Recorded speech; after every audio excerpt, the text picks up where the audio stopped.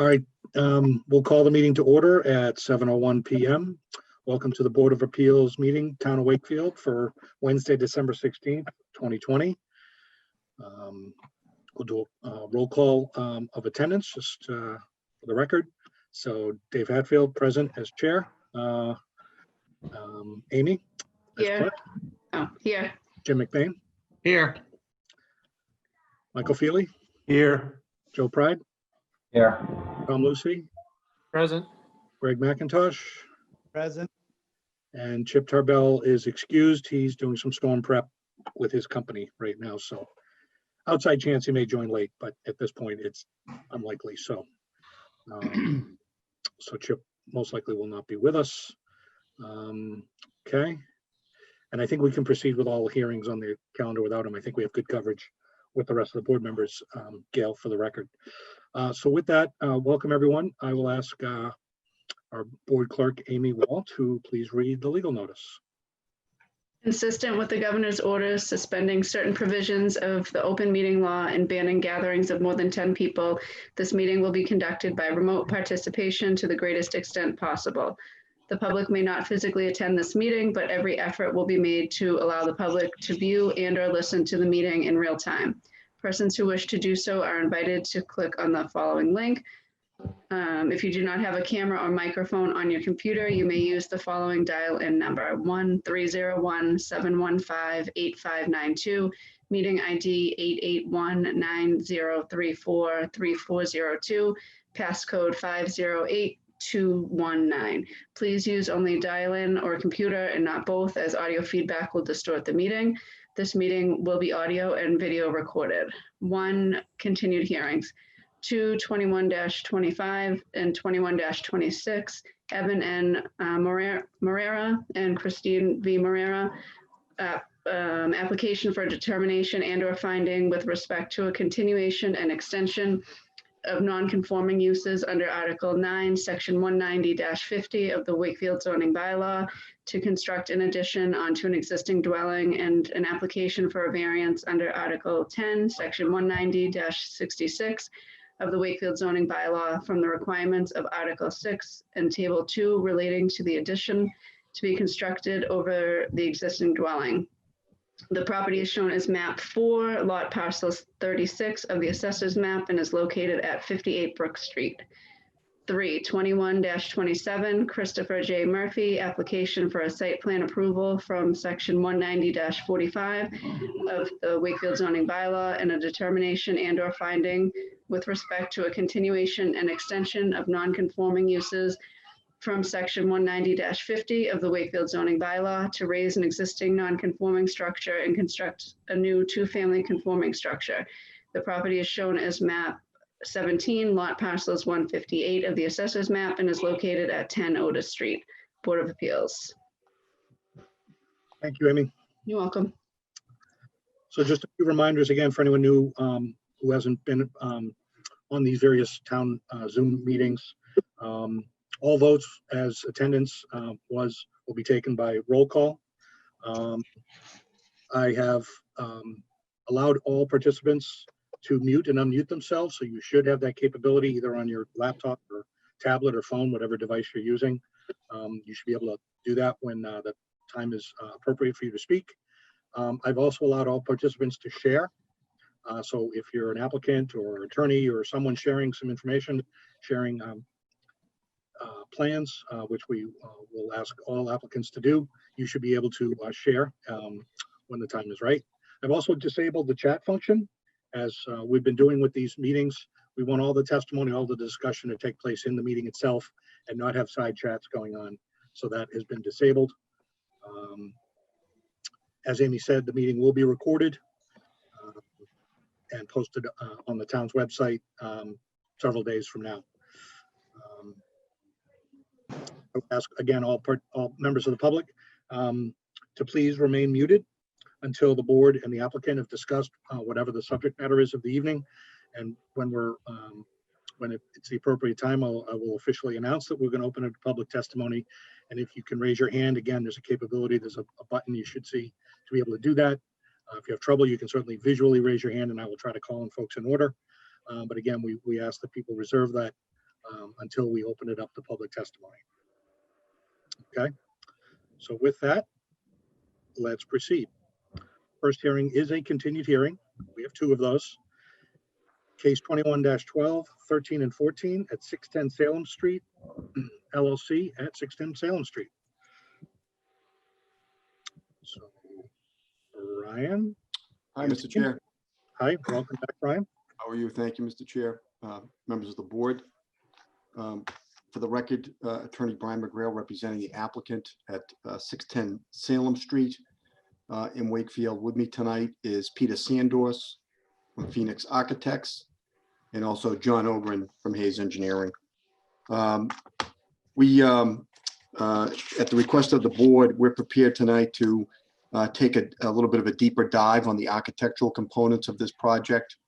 The board had also asked Mr. Sandors to do some additional rendering work to look at some modifications to the architectural design. And we'd like to do that. I have Mr. Ogren here. I believe he's pretty much done with site civil, but I asked him to attend in case any of the architectural discussion led to possible needs for modifications of the site civil plan. So he would be here to address it instantly rather than having to get back to the board. So with that said, if I may, Mr. Chair, I'd like to hand it over to Mr. Sandors, and I think he is going to want me to share my screen to bring some items up for him, if that's possible. Be fine. And as I said, you'd be able to do that. There you are, Peter. I'm here. Yeah, Do you want me to bring it up, Peter? Or do you want to do it? that would be great if you could, Brian. I can try.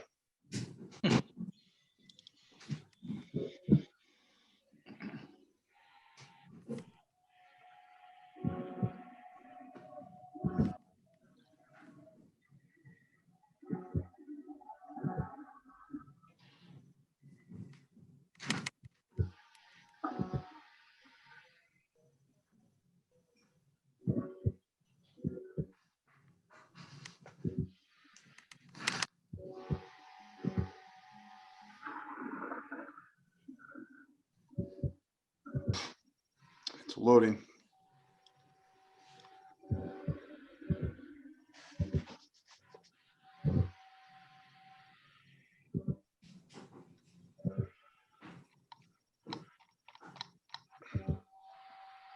There we go. Can the board see that?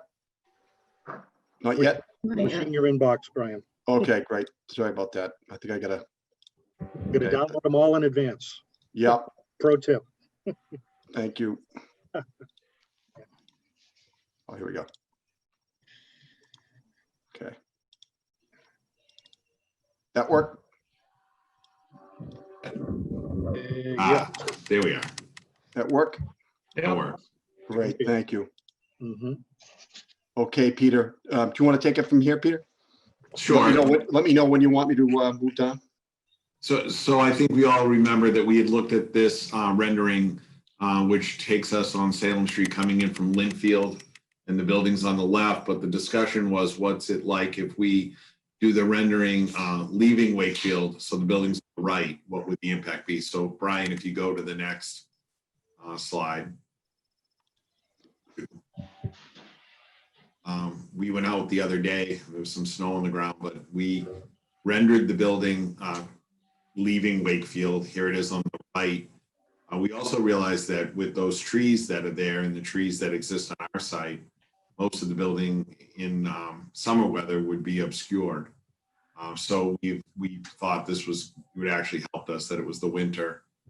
Here's the building now being seen as it goes up the private way on the right side.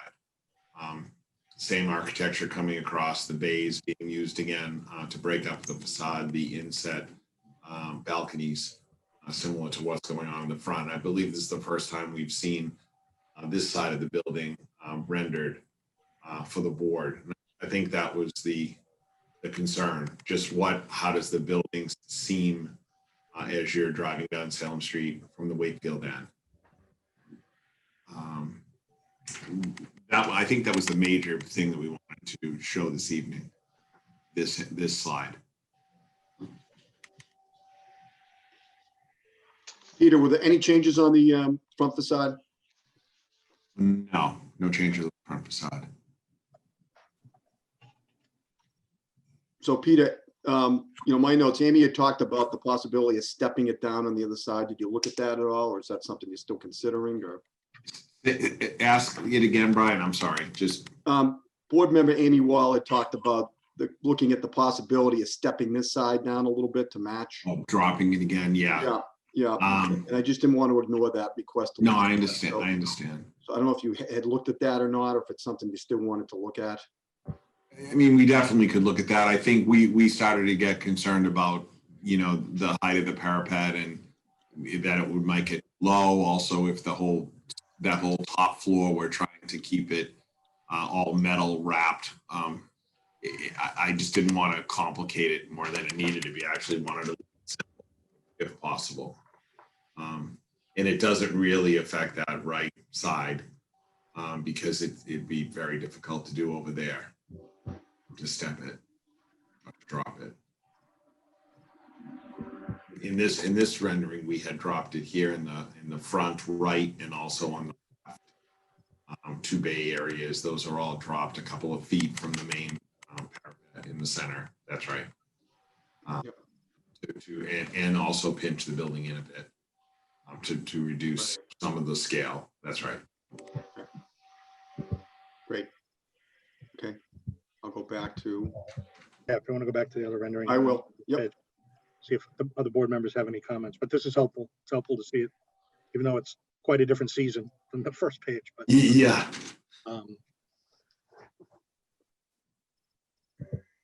Board members, any comments, or this gave you what you felt you needed visually? It looks like the back of a building. I think it would be fine coming from the back of a building if that's what you were looking at, but I don't know. I just coming down the street, it seemed, and I know we've talked about the layout, how it has to sit on the property, but how it's, more welcoming coming in from the Linfield side than from Wakefield. And I don't know if it's just how the colors look on my screen or not, but I'm not feeling the colors at all. There was definitely an issue with trying to get the color that's in that the front rendering to come in the cloudiness of this day. We actually tweaked it a bunch of times, but the intent is to have it be the colors which are in the summer rendering. They get muted in the winter rendering.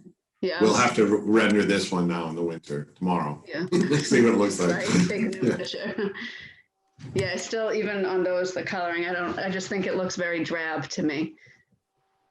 I mean, other people can say their opinion. In my opinion, that's just how I feel the colors look. Okay. Yeah, but I think it's a winter scene. Winter is a little drab to begin with. I think that you're seeing more of the building from this angle than you're actually going to see, because I think that in the foreground, the original brick building next door is actually going to block the latter half of this building, Yes. which is not shown in this. I mean, it's a good rendering to get an idea as to what the whole side is, but the reality is I don't think you're going to, until you get almost on top of it, are you really going to see it? That's that building right here. Yeah, the red one. Yeah. Because This that's is pretty, all- that building's pretty close to the street. That side That's a good street. point. Yeah. That's a good point. When you're driving down, you probably won't see that back side of it. Yeah, I hear that, but I guess I got a question too. Brian, if you could go back to the side we're talking about. You got it. There you go. Do those bays stick out like the other ones? So there's a little bit of, They do. a little bit of depth change. Couple of feet. Yes. No, I agreed though that was my concern, which is why I asked for this rendering, that it's going to look like the back of a building. And Jim, I hear you, but I guess we're relying on another building to block a building. No, I'm really not concerned with this elevation when you consider that there's a bunch of trees there as well that don't show up, and the reason for doing that, obviously, so you can see the whole side. But I also like I have done in the past, because I've got my own little list. Basically, we're going to be looking for some details around all this, so we know how much those bays stick out and how they affect it, between that and also the balconies that are built in here, which are the black holes in this thing. So I don't see this in a similar way. Certainly it's not the front of the building, but you know, it's not intended to be the front of the building. You want to basically make a distinction between the side and the front. So, you know, I'm not sure how I'd change it. I guess I hear you, but I guess I just don't want the architecture to be such that we're relying on things to cover it up, either the view with the other building or to use trees and landscaping. The architecture should stand on its own and shouldn't have to be covered, I guess, you know, with this as a strategy, so we don't see it. Well, I Hey, mean, listen, I appreciate that Peter's done a lot here, and there's a lot to like here. And I know we're kind of diving into the nitty gritty, but, so I don't want to trash the whole thing. I'm just saying. well, if you wanted to, I suppose, if you see it as more formal, is the bays that are off to the left on the front of the building. These, Those, yeah, those could be swapped out for the square bays that are in this photo now, the three of them. If you think that gives it more distinction. I was gonna ask if they were all gonna be squared off or three-sided, kind of like those other ones, because maybe the mix or I carry think that the pattern front of of it like, definitely needs to stick out. I believe these fall, the angular bays are happening in living areas and the square bays are happening in bedrooms inside the building. That doesn't mean they can't swap out, but that's what the reasoning was. because behind. inside they are bay windows, so They're like a bay in the bedroom, so it's a little less, let me use the word grand in a bedroom than it is in, say, the living room. But I understand we could do that. We could maybe make, as you come around the corner, an angular bay and then a square bay and then an angular bay again. Or it's just on the most exposed corner that's an angular bay, and then the two rear ones basically are square bays. Yeah, As you blend in with the back side. yeah. Sure, that could be done. And I know Chip had talked about, and we could look at it too, inside these inset balconies, maybe using a lighter wood materials so that they're lighter and they don't look like a black hole. That could be a really nice effect as well. So I think we should look at that. okay. And again, we're seeing this side, but not necessarily the back of the property. So whatever we do on this side, whether or not we end up with a visual elevation, I mean, it'd be good to see, but we should carry it through, I think, just so there's some consistency. Correct. Yeah. That's right. And the bays do carry. They do carry it around. Yep. Peter, do you have samples of these colors that could be dropped off at town hall at all? Yes, we can. Okay, Yep, for sure. I'd like to get an actual look at them. Okay. Well, Amy, remember, we don't have an architectural package with materials, which we always have in the submission.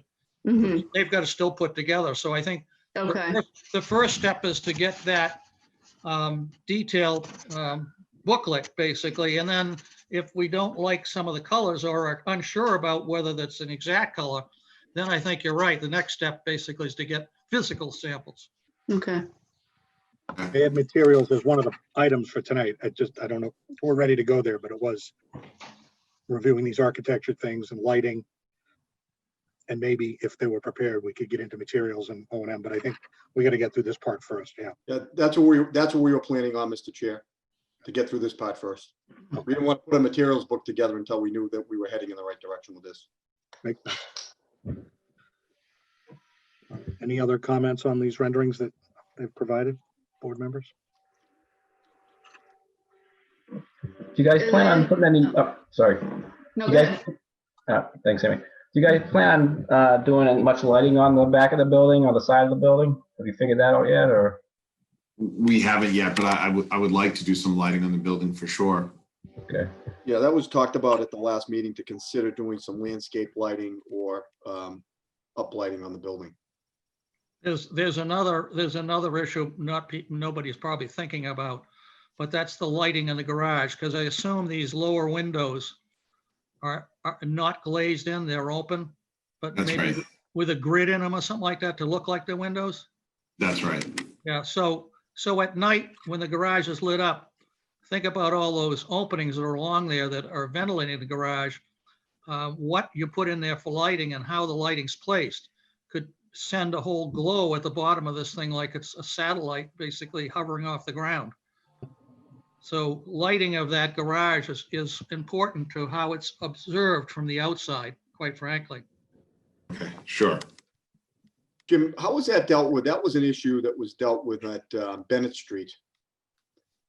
Weren't they sensors, I I think think? they are. Yeah, I think there were sensors in there that they would go off when they would turn on in the garage, when somebody moved or somebody pulled into the garage. Well, there's always got to be a certain amount of light, basically, just for egress Yeah. purposes, basically, fire safety and that. But yeah, how the type of light, the color of the light, the placement of the light. I mean, you certainly don't want to look in the garage and see these bulbs in there, basically, whether they be fluorescent units or whatever they might be.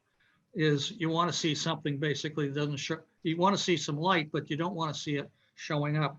And maybe it's worth looking back at Bennett Street to see what they did, or even some of us to drive by Bennett Street and see how it looks during the evening. Okay. Peter, as far as it might be too early to ask this question too, but I think it's just the snow that I'm seeing on the side of the building though. Mechanicals would be up on the top of that 4th floor, right? Not on Yeah. top of the 3rd. Top of the 4th. Okay. No, you're absolutely on with that, Amy, because we need to know what's going to happen, even the elevator override on this and how it shows up through some of these renderings and what type of unit are going to be up there, whether they're going to be individual units, basically be small, because there is no parapet. I think there's no parapet on that top floor, which means that they're going to be more exposed. Right. Yeah. Is there 1 elevator or 2? It's one elevator. 1, okay. One. Yeah. So we've typically seen roof elevations too, right? So we can get a sense of, you got the mechanicals laid out in some location, you've got vents Right. stacked, whatever's going on, and then if there's drier vents going on the side versus the roof, so we get a full representation of. Yeah, and I think there's another thing that's not showing up yet. Each one of those balconies are going to have some sort of drainage, I would think, out the front or something like that, unless it's individually plumbed. Yeah, like a scupper system. Yeah, so, right now, it's a nice smooth surface. We know it's not going to be on this. And how is the upper decks handled? Are they, on that 4th floor walkout?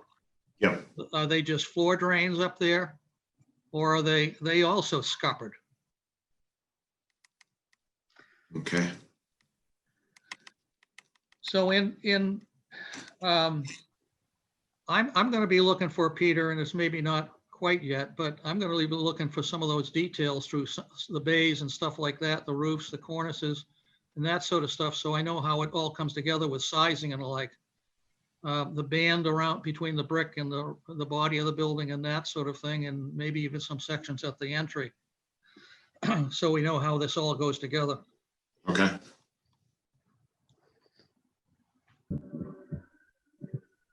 Are the electric meters all inside? I think we've addressed that, but I mean, there's electric room in there, yeah. but I don't want to see, I don't think any of us want to see meters on the outside of the building. Correct. I don't know. I was talking to somebody the other day, and I don't know if it's electric or gas, and I know gas wouldn't be involved here, but something about the meters, they want them all on the outsides of buildings now. So that, God forbid, if there's a fire, that they're not going in to try to find things. Well, they can have a breaker on the outside, I suppose, right at the transformer or something like that. Well, I mean, at 581, they put them inside. They're doing remote reading right now. Right. So the reason for the meters originally being out there were for reading. Now they do remote reading. So maybe it was for gas then. I think you need from now on by code, I think you need an automatic shut off so the fire department can buy and shut the electricity off. I think that's Maybe that's what it Mandatory was. now, yeah. I don't know if Jim mentioned this, but where is the elevator on this? And is there an enclosure that kind of pops up in the back on the top? You It's, can look, it's just behind the entry and probably is going to be right in the front of the 4th floor, right in the middle, right there at the crux where the arrow is. Okay, so it's not on top of it. It's not Well, like I think, quite frankly, I think you're going to see it. Brian, can you go down to the floor plan? We'll just look at it where it sits in the building.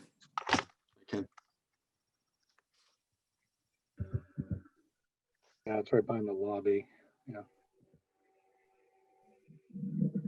Yeah, there it is. So it is in the 4th floor. It has to be to service the 4th floor. But Jim is probably right. I think we need to look at how much of that comes above the roof. Yeah, because if that's right in the front, you're definitely going to see that. Yeah. So if it's something we would see, we're going to want to see it on the elevations Yeah. where it'll be represented. Yeah. Okay. Okay. Okay. Have we got confirmation that the transformer is at the front of the building in that grass strip that's out front? I think It's John on, might be it's able. on the civil drawings. John, can you answer that?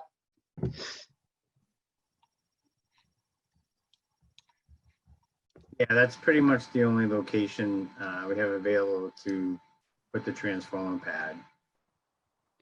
Need to have it out towards the front of the building, and really the only area, kind of the open area that we have, is where it's shown on the plan.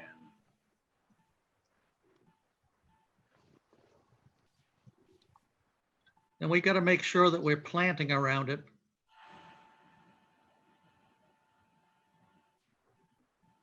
We'll get the landscaping. Sure will. Well, Oh, we did cover some of it. yeah. Landscape Want me to bring up last the, you want me to bring up the landscaping plan so you can see what they've got there? No, Sure. I've looked at it, but go ahead. It's up to you. I can do it. Now, since the question was raised, might as well show it just once more and Yep. just make sure everyone's comfortable. Yeah.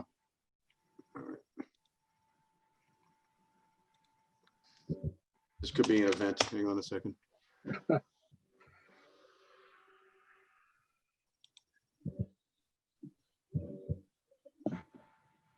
John, while they're digging that up, this has just got a house water meter? There's no individuals. I believe the water meters are handled internally.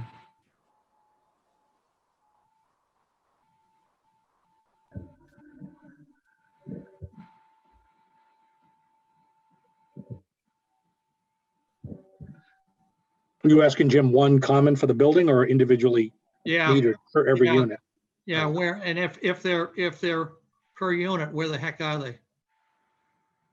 Here it is. Can you see it, Jim, the plan? Yeah, Would that No, determine if they're condos or apartments, though? Yeah, Or and does that matter? supposed to be condos, so I would imagine that they would have their own water Their meter. own water, yeah. Where's the pad again? it's Is it, John? right there. Yeah, zoom in. Yeah. Okay, up front. Yeah.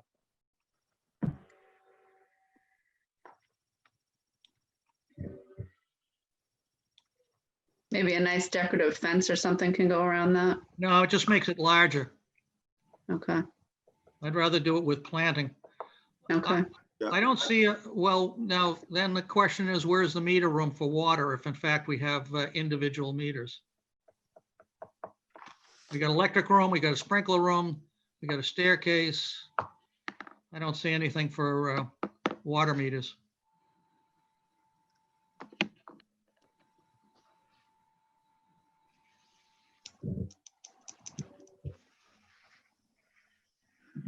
Yeah, I'm gonna ask, I'll ask Jim Emanuel to, we'll get an answer on that, Jim, on the water meters, but I'm gonna ask Jim Emanuel to do a detail. I'm gonna point out the electric to him and just get him to do a detail of that to show the board what's being proposed in kind of a blow-up detail around the electric.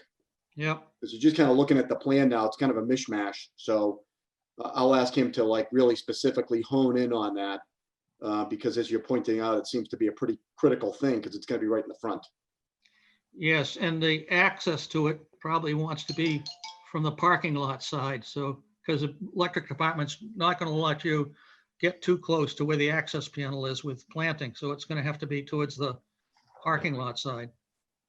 And they'll probably require bullets so someone pulling into that parking space doesn't run into the damn thing.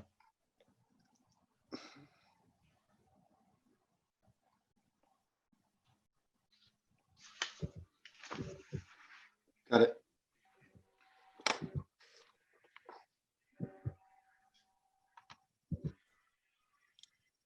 Okay. Copious notes here. Okay. Anything else, board members? All right. So Brian, I had in my notes reviewing these updates and subsequent questions to architecture and landscaping. I'm not sure we've got any updates there. No, there's some things that need to be updated on the landscape plan. We know the Right. tree size, if you remember. Right.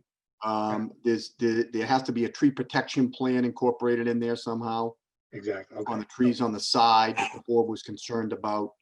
Yep. And then, then the landscape lighting or building lighting that we were gonna look at. You had mentioned materials. We had that on our list also, but we thought we were getting ahead of ourselves a little bit with, not knowing that the architecture was solid in the board's mind. So you're thinking those things would be in the January meeting? Be ready to do it now? Yeah, and First then, meeting. now I've got a punch list from here, that do you think, would the board want samples at this point? I mean, it's not hard for us to provide them. I mean, just so, because we can get them down to town hall, just at least it will give you an idea of the color in person to take a look at it.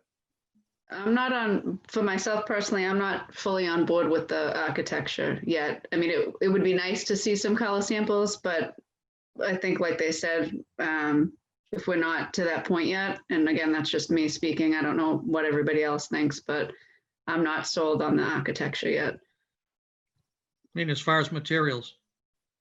I don't mind the materials that are there. I don't know if I love the look of it yet. Ah, And I definitely don't like the colors of it. yeah. Okay, so we'll hold off on the material samples. Yeah, but I I don't see any reason why you can't start a booklet. Well, At I least think with colors. Yeah, okay. Materials booklet more than actual materials, Jim? Is that what Yeah, let's wait until people are on board with, at least can comment on something. So you're not wasting your time running around for materials. Mhm. Because that would Appreciate include lighting specs and those kinds of things, right? Cut Yeah. sheets and, yeah. Yeah. Until we really know what we're getting and what's being proposed, so. Yeah. Yeah. Yeah.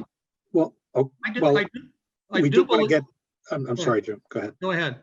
I was just gonna say, Amy, we're gonna, unless, if there are others that feel similarly as you do, I think we gotta get to some resolution that either Yeah, the shape of the building, the location, the size, the mass, yeah, we gotta get there before we proceed, because honing in right. on a landscape plan or lighting and then getting to materials and other things, as usual, we gotta get some. Right, because if consensus. it's a no-go for people right now, it seems like a waste of time for them to continue on doing other things if that's what's going to happen. So it'd be interesting to see what the other people think.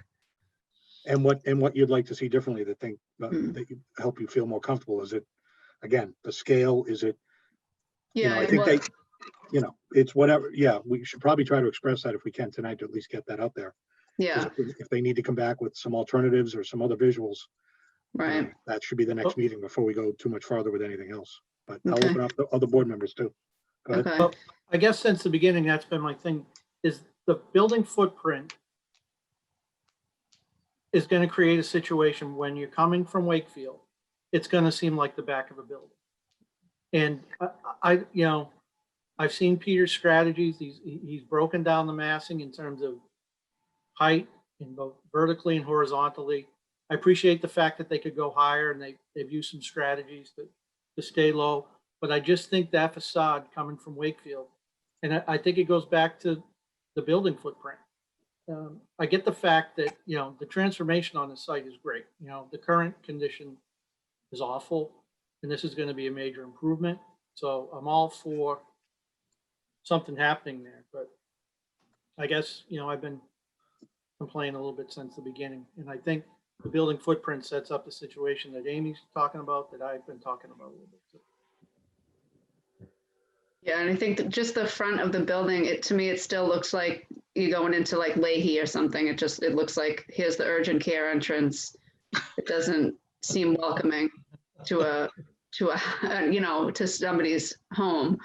I don't know. I think, yeah, like what Tom said, anything there would be better than the current situation, but it's just the layout, and I don't know. I'm not an architect, so I don't know what else can be done, but I just feel like more should be done.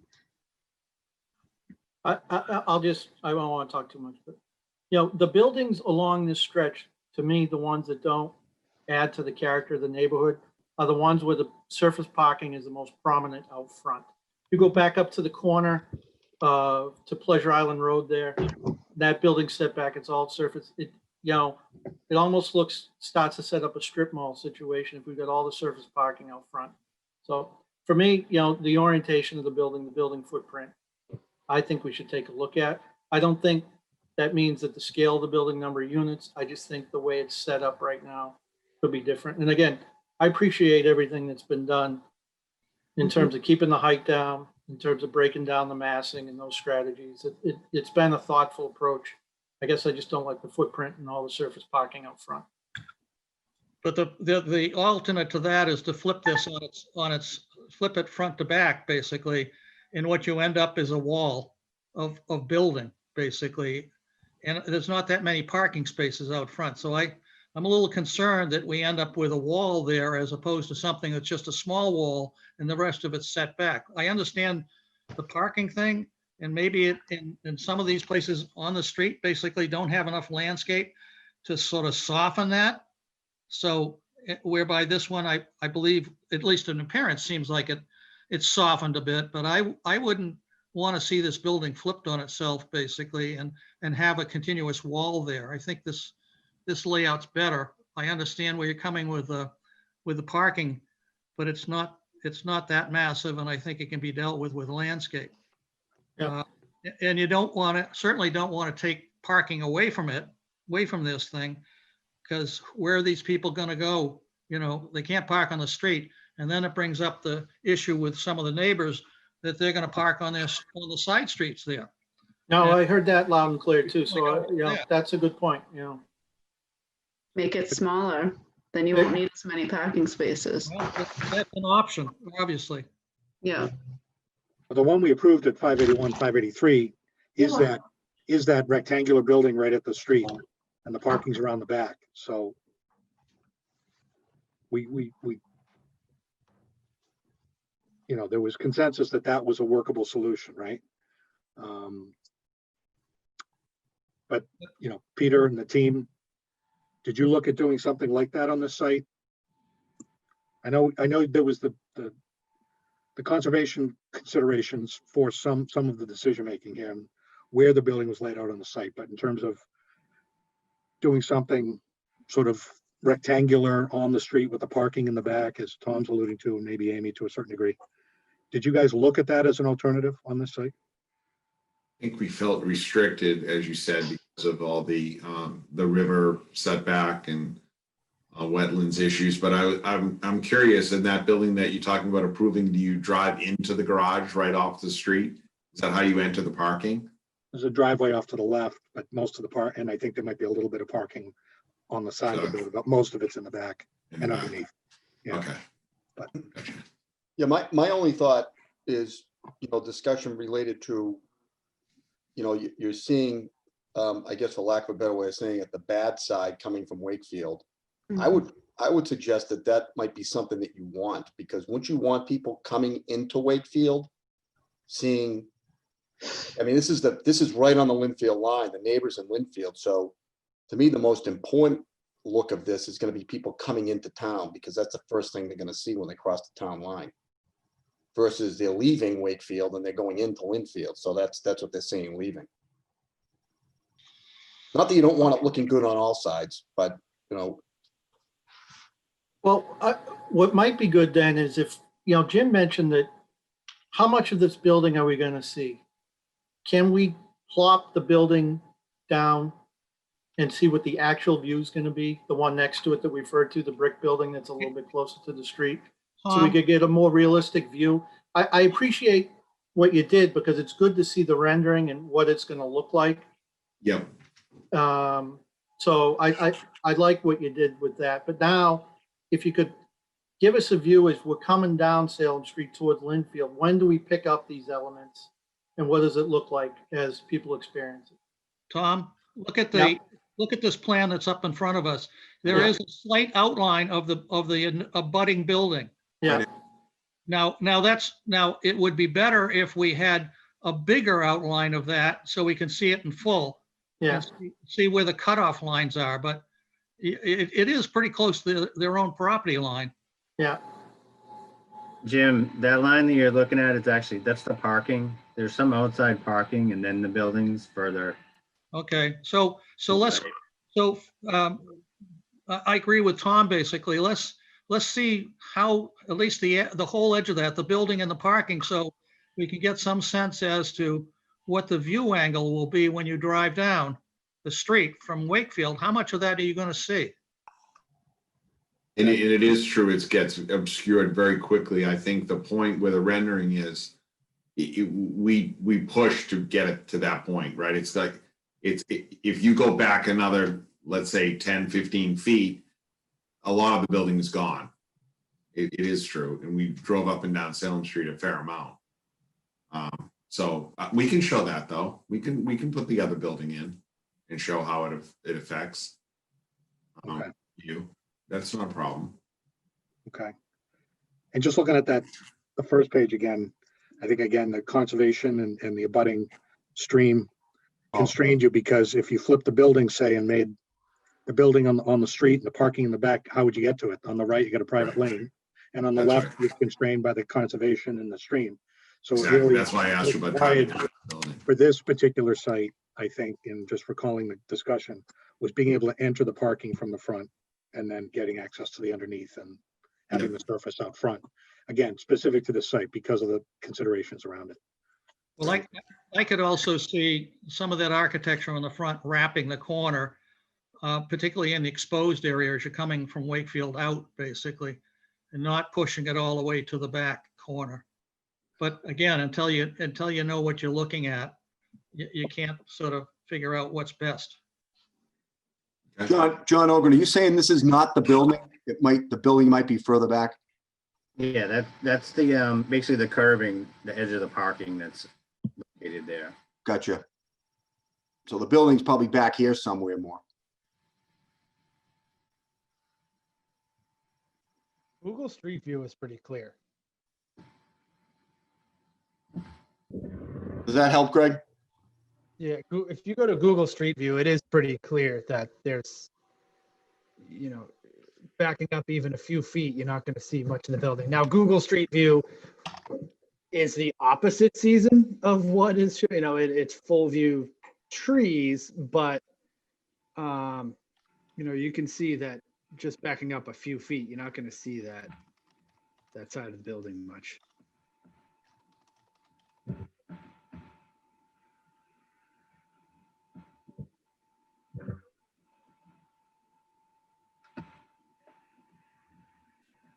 Yeah, I don't know if this is just going to give us what you're talking about, or maybe we just get the rendering next time, and it's probably better.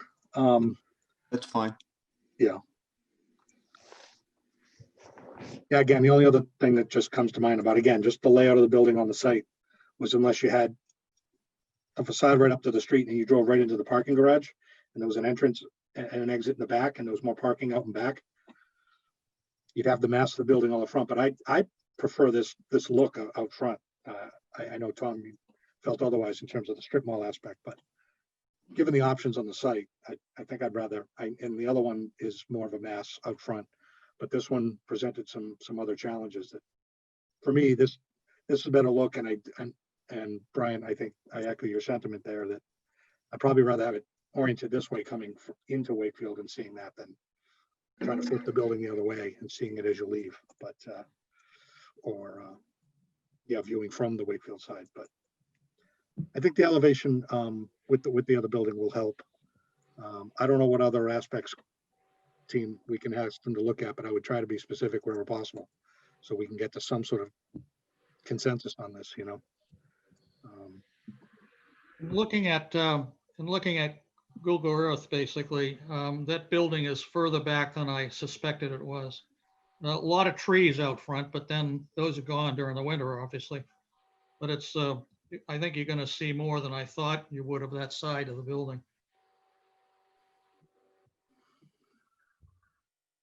It'll be good to have Peter draw something up. We'll have it in the next package. It'll be in the Yeah, file. sure. We'll be able to visualize it. Okay. There it is, right there.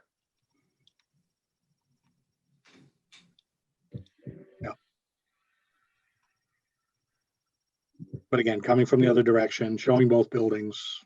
Yeah. We needed to see this to see the full facade, but seeing the other building now on top of that, we can get a sense of how much of it you'll really see as you approach that street and the site. Yeah. Anything else, board members? I mean, it sounds like we've given them a couple of considerations here, but just wonder if there's anything else we can offer before we move on. When talking about spaces, the other thing is, did someone say the last time we had a sewage pump in this place? Yeah, the system would be pumped.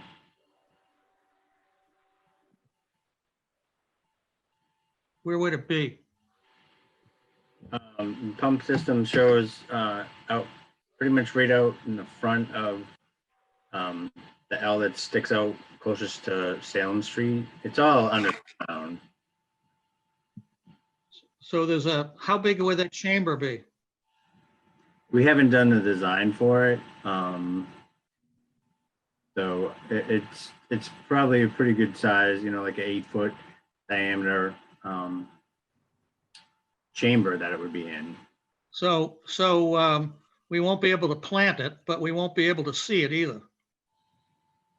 Yeah, you won't be able to plant over it, correct? But yeah, you won't see it. John, where's it gonna be? On the plan? Right beside the right of the sidewalk there, Yep. coming off the site. Right here? Just Yeah. to the right where it says EML. Oh, right here. Okay. No. No, over the To other the way, left. Oh, right here. right there, yeah. Right in that area, John? Yep.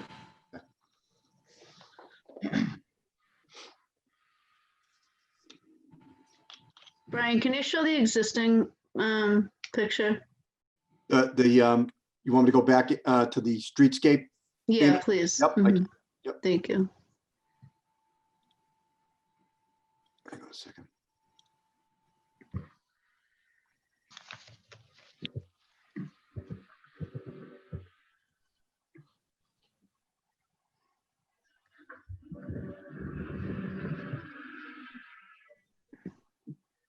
That what you want? Yeah, can you just go down a teeny bit further? Yeah. Down toward Glenfield? Yeah, no, that's perfect right there. Okay. Is that okay? Yep, no, I couldn't remember if there was power lines in front of it or not. Got it. Okay, thank you. You're welcome.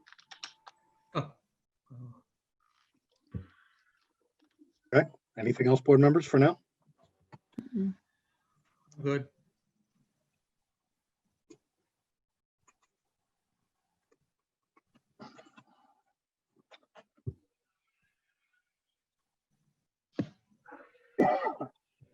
There's no new correspondence, just the updated materials from the applicant. I'm just looking in the file.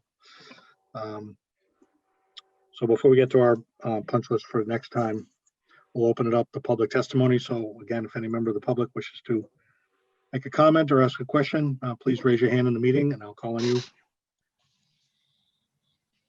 I see Brown Delavope. Brown?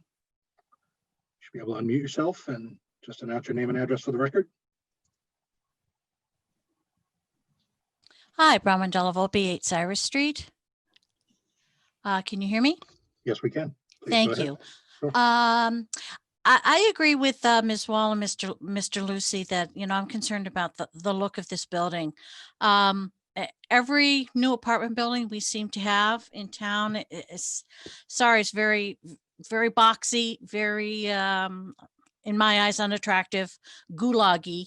And I would like to see some softening of this. And is there any reason why there can't be mature trees put in on the side of the building to soften that view? And I agree with Ms. Wall that it or whoever said that it looks like the back of a building, it really does.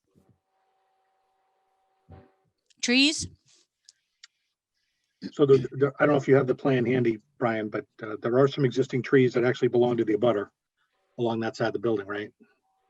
And we talked about trying to protect them. Brian, you're on mute. So there are some that probably not shown in the rendering again because their attempt was to show us the full facade. But yeah, there's some existing trees there. Yeah, I see that. But in my experience, most of the time those things aren't able to be saved. So can't you call for some trees there or fast growing trees, something to soften that, because it's really not appealing. I also agree with Ms. Wall on the coloring of the building as well. And I believe it was Mr. McGrail who mentioned uplighting on the building, and that's not de rigueur these days. What we need is down lighting if you need lighting on the building at all. Because we really need on each and every project to pay specific and very careful attention to light pollution and light trespass and light spill. And I'm glad that someone mentioned about the lighting coming out of the parking area underneath. That's very wise. We shouldn't be seeing any lighting fixtures at all. Should be a soft glow, if anything. So uplighting on buildings is a big no-no. Down lighting, it's not necessary. Just remember, light should be where you want it and need it. And if this were a Taj Mahal or something, I could see wanting to accentuate the outside of the building, and no offense meant, but I think outlighting, unless it has a very specific purpose, such as safety, is superfluous at this point. And I think we kind of learned that lesson with the municipal gas and light building, with those huge strips of lighting on the outside of the building, was really not the way to go. Thank you. Okay. So Brian, we do have notes just to address the point about the trees, about a protection plan to try to protect those existing trees. But if they weren't able to be protected, I think there would at least be a condition that they'd have to be replaced with something substantial. And also just the other trees that were on the landscape plan being a larger caliper. So I think it's important that those 4 either remain or there's a condition that they be replaced if they can't for one reason or another during construction, right? Yep, understood. Okay. I think those trees can be saved if, in fact, you keep the foundation of the old building there, because the roots are going right up against it, basically. And that ends up as a retaining wall, because this building's not going to be built on top of that old foundation, but that old foundation can act as an underground retaining wall, holding the root balls of those original trees in place. Maybe Peter, when you show us the rendering next time, can you represent those trees as well? So we get again, a more true picture of. For sure, yes, The and I trees- remember. the trees are there. At the meeting, last meeting, the landscape architect said he believed those trees could be saved during the construction. Yeah, they are. I mean, they're beautiful trees. But if you can render those on the elevation with the other building, I think it'll be a more true representation of what potentially would be there, and Okay, no that will problem. probably help folks at least to that extent. And then, Yep. okay. Thank you, Mr. Delavopi. I'm just going to the list. Was there anyone else? Yes, okay. Is it Shayla Lord? Sheila Lord. Hi. Welcome. If you could just state your name and address for the record, please. Yes, Sheila Lord, 20 Walton Street. So I still really haven't gotten over the traffic study from the last meeting, but it seems like, you know, we've moved on from that. I understand that the whole area is zoned for business, but Miss Lord, I'm sorry to interrupt. Could you possibly get closer to your microphone? Your audio is actually kind of faint. No, it just got worse. Sorry. Right, I'm not sure. Yeah, it's cutting in and out. I don't know if you can try to reconnect your audio. Maybe it's just a bad line, bad connection. I don't know if it's true for others, but I'm having a tough time hearing her. Oh, I agree with Yeah, I you. can't hear her either. Vibrating. Fix that right now. So you can't hear me. It's like Charlie Brown's teacher.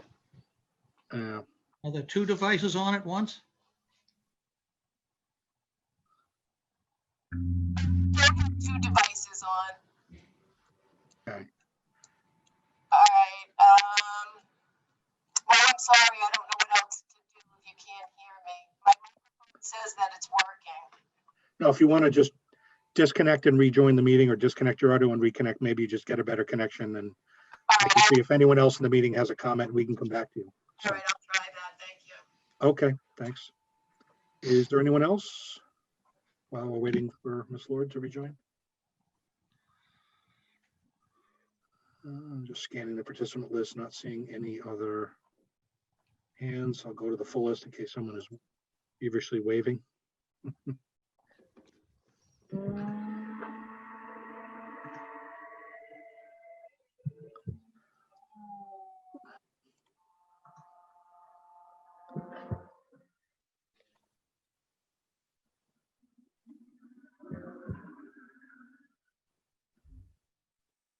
I'm not seeing any other, at least folks sharing their video or raising their hand. We'll give it another moment.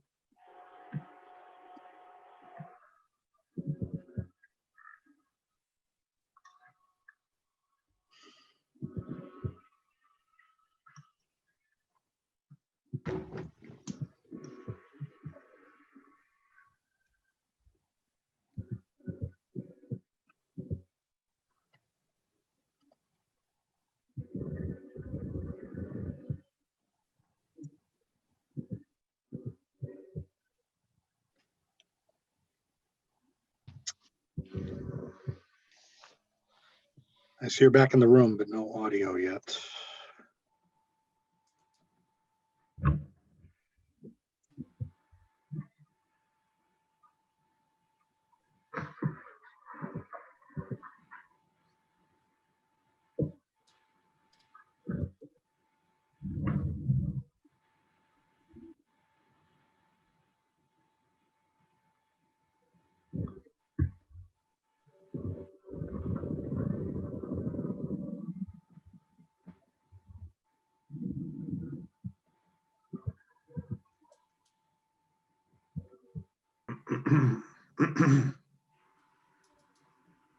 It says connecting to audio on our status, but I just don't see it connecting. Let's see if.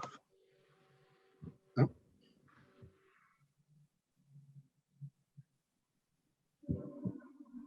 How did that work? Can sort of hear it, and I don't know that it's much better, but you can try. I apologize if we're just not able to get it, but please go ahead. Well, the main thing that I wanted to say is that I agree with some of the members that the look from Wakefield is very unattractive. It's too big and really should be sized differently. Okay. I'm wondering, has anybody looked at the flooding on Salem Street in front of that building? That whole area floods out and it causes major problems. Is she Okay. saying flooding? I'm sorry, I just, Flooding on the street. Yeah, John or Brian, or maybe John can address that. I'm going to defer to John, the expert. He is an expert in drainage. I'm not sure. I didn't really hear what she had to say.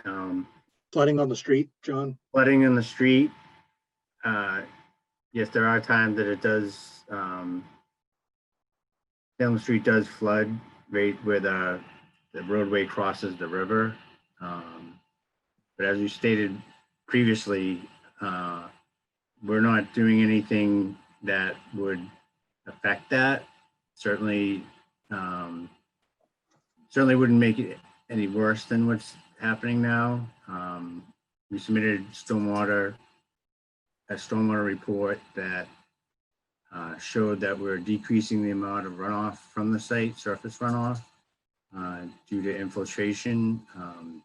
That stormwater report was reviewed by the town engineering department.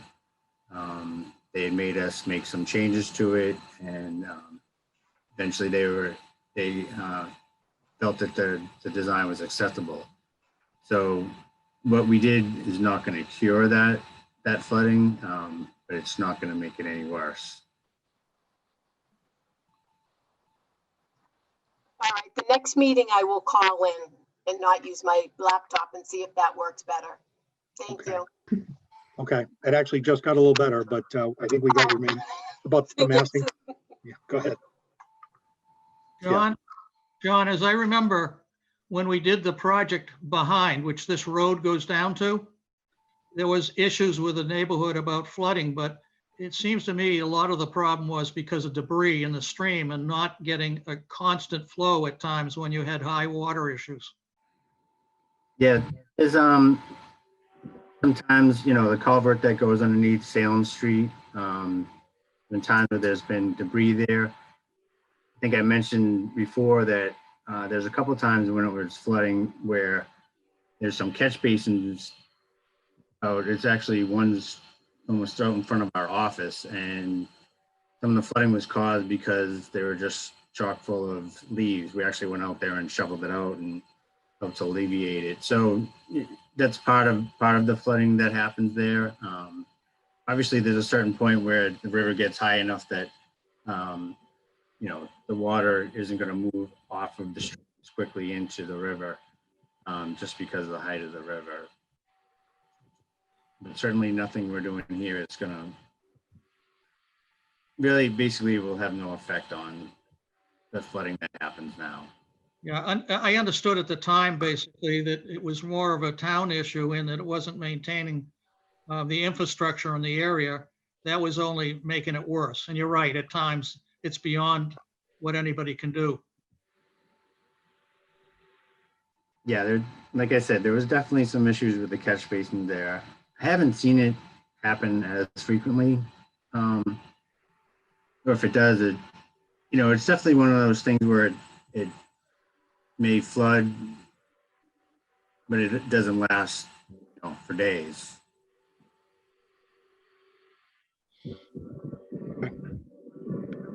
All right, thanks, John. I see another hand raised. Andrew Rabinski, did I get that right? Close enough. Yeah. Okay. Andrew Bczynski, 11 Shady Avenue. I heard some discussion about the parking, so I figured I'd ask the obvious question. What is the parking ratio?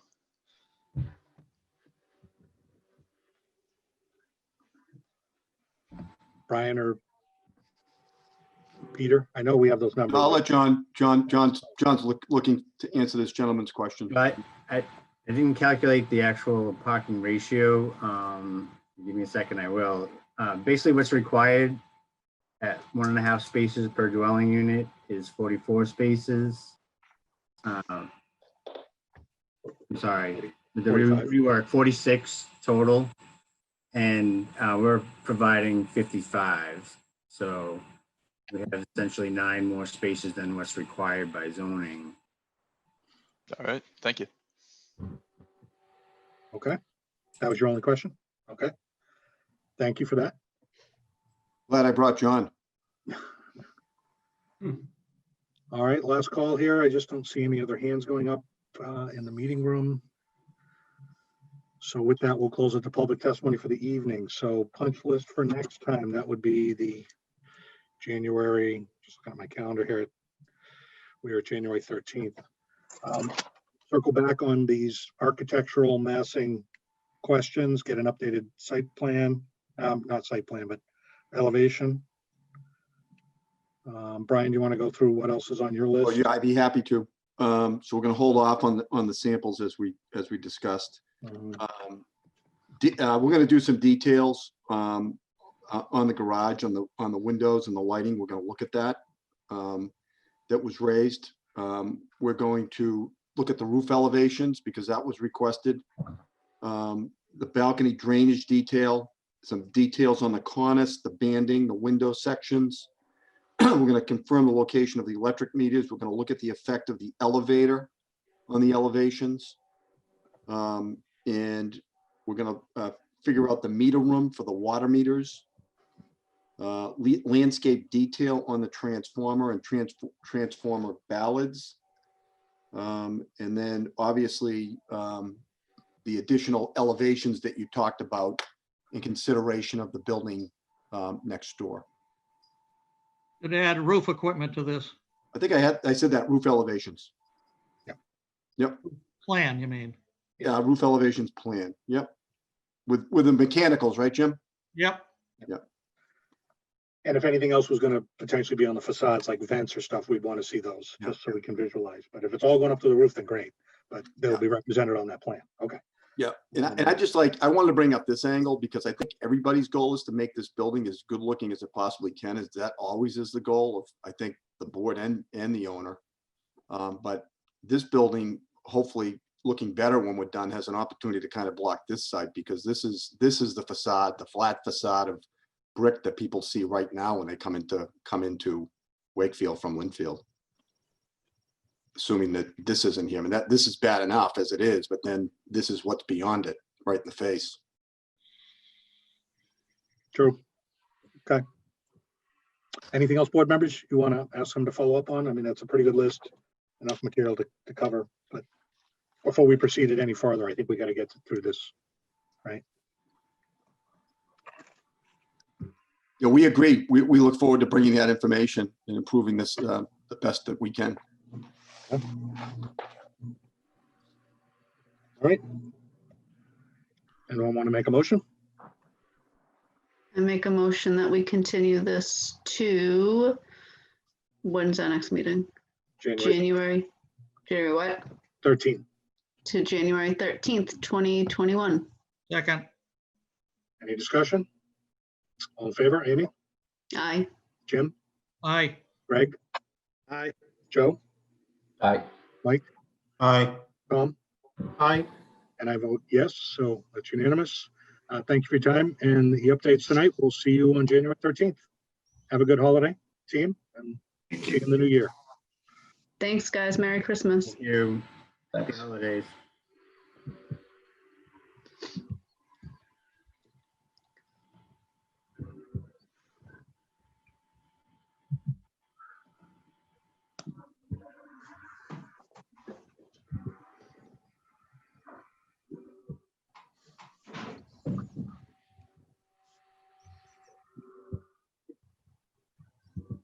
Okay, moving right along, our next continued hearing.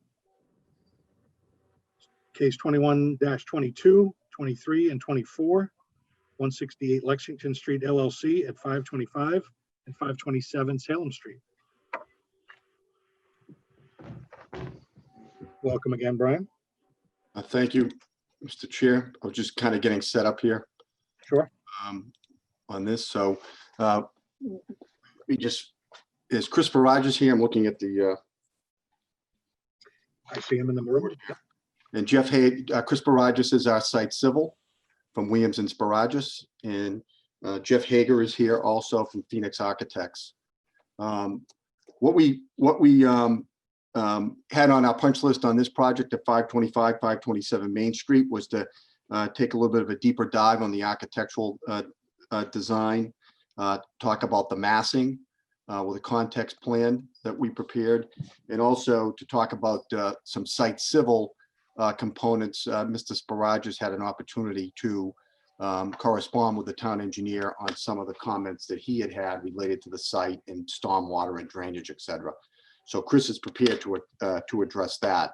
So at the preference of the board, I will ask whether you'd like us to deal with the architectural aspects or the site civil first. I'll suggest architectural. Folks all right with that? Is that okay? Nodding, I'm seeing nodding, so Yeah. I don't think we need a vote on, it, but that's fine. Great. Okay, thank you. Let's go So ahead. Jeff, are you okay? You ready to go on this? That I can, do you want me to bring up the architectural packet? I actually got it ready right here. Oh, great. Yeah, please do. Go ahead. Thank you.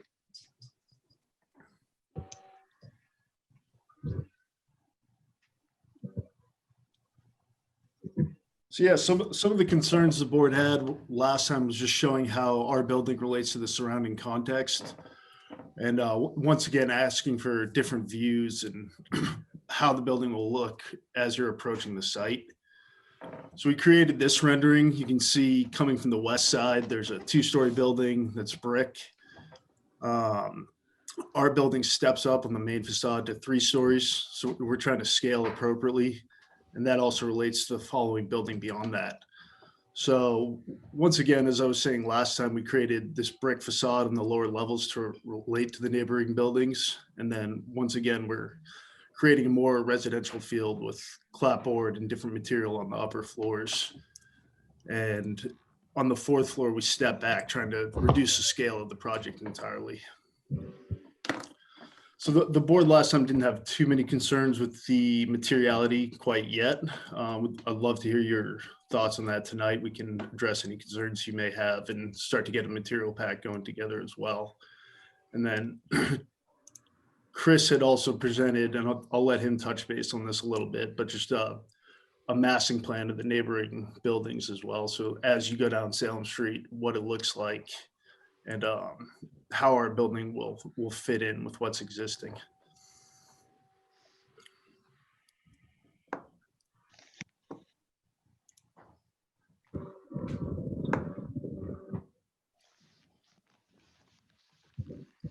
You'll see also, I know the board asked for the an updated rendering that actually shows the site plan, how this walkway comes up, how you're entering the building. Once again, that sidewalk's lower, so that's coming up from, it's about 4 feet coming from the street level to the front entryway. So we've updated that as well, so it's reflecting what will actually be built.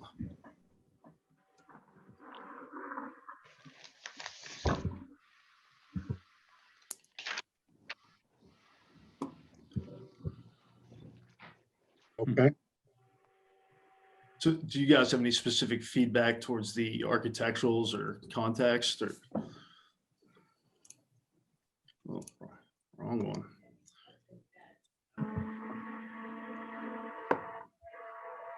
Board members? Do we have a view from the other side?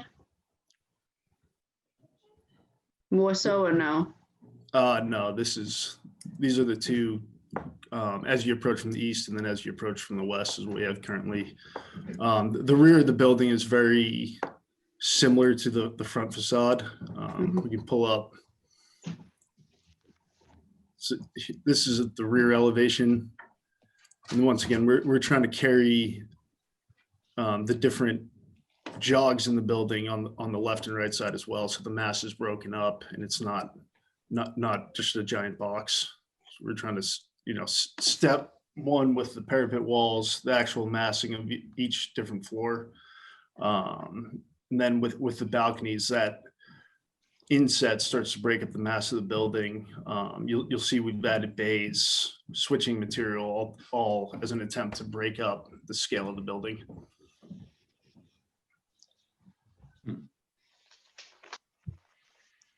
And then that where the cars are coming from there on the right side, that's the parking lot entrance, right? Yep. And we're trying to, once again, all the parking's in the rear of the building, so you're not staring at a parking lot. We're using the building to shield parking as well as the view to the highway and also the noise from the highway. So And can that be stepped back at all or no?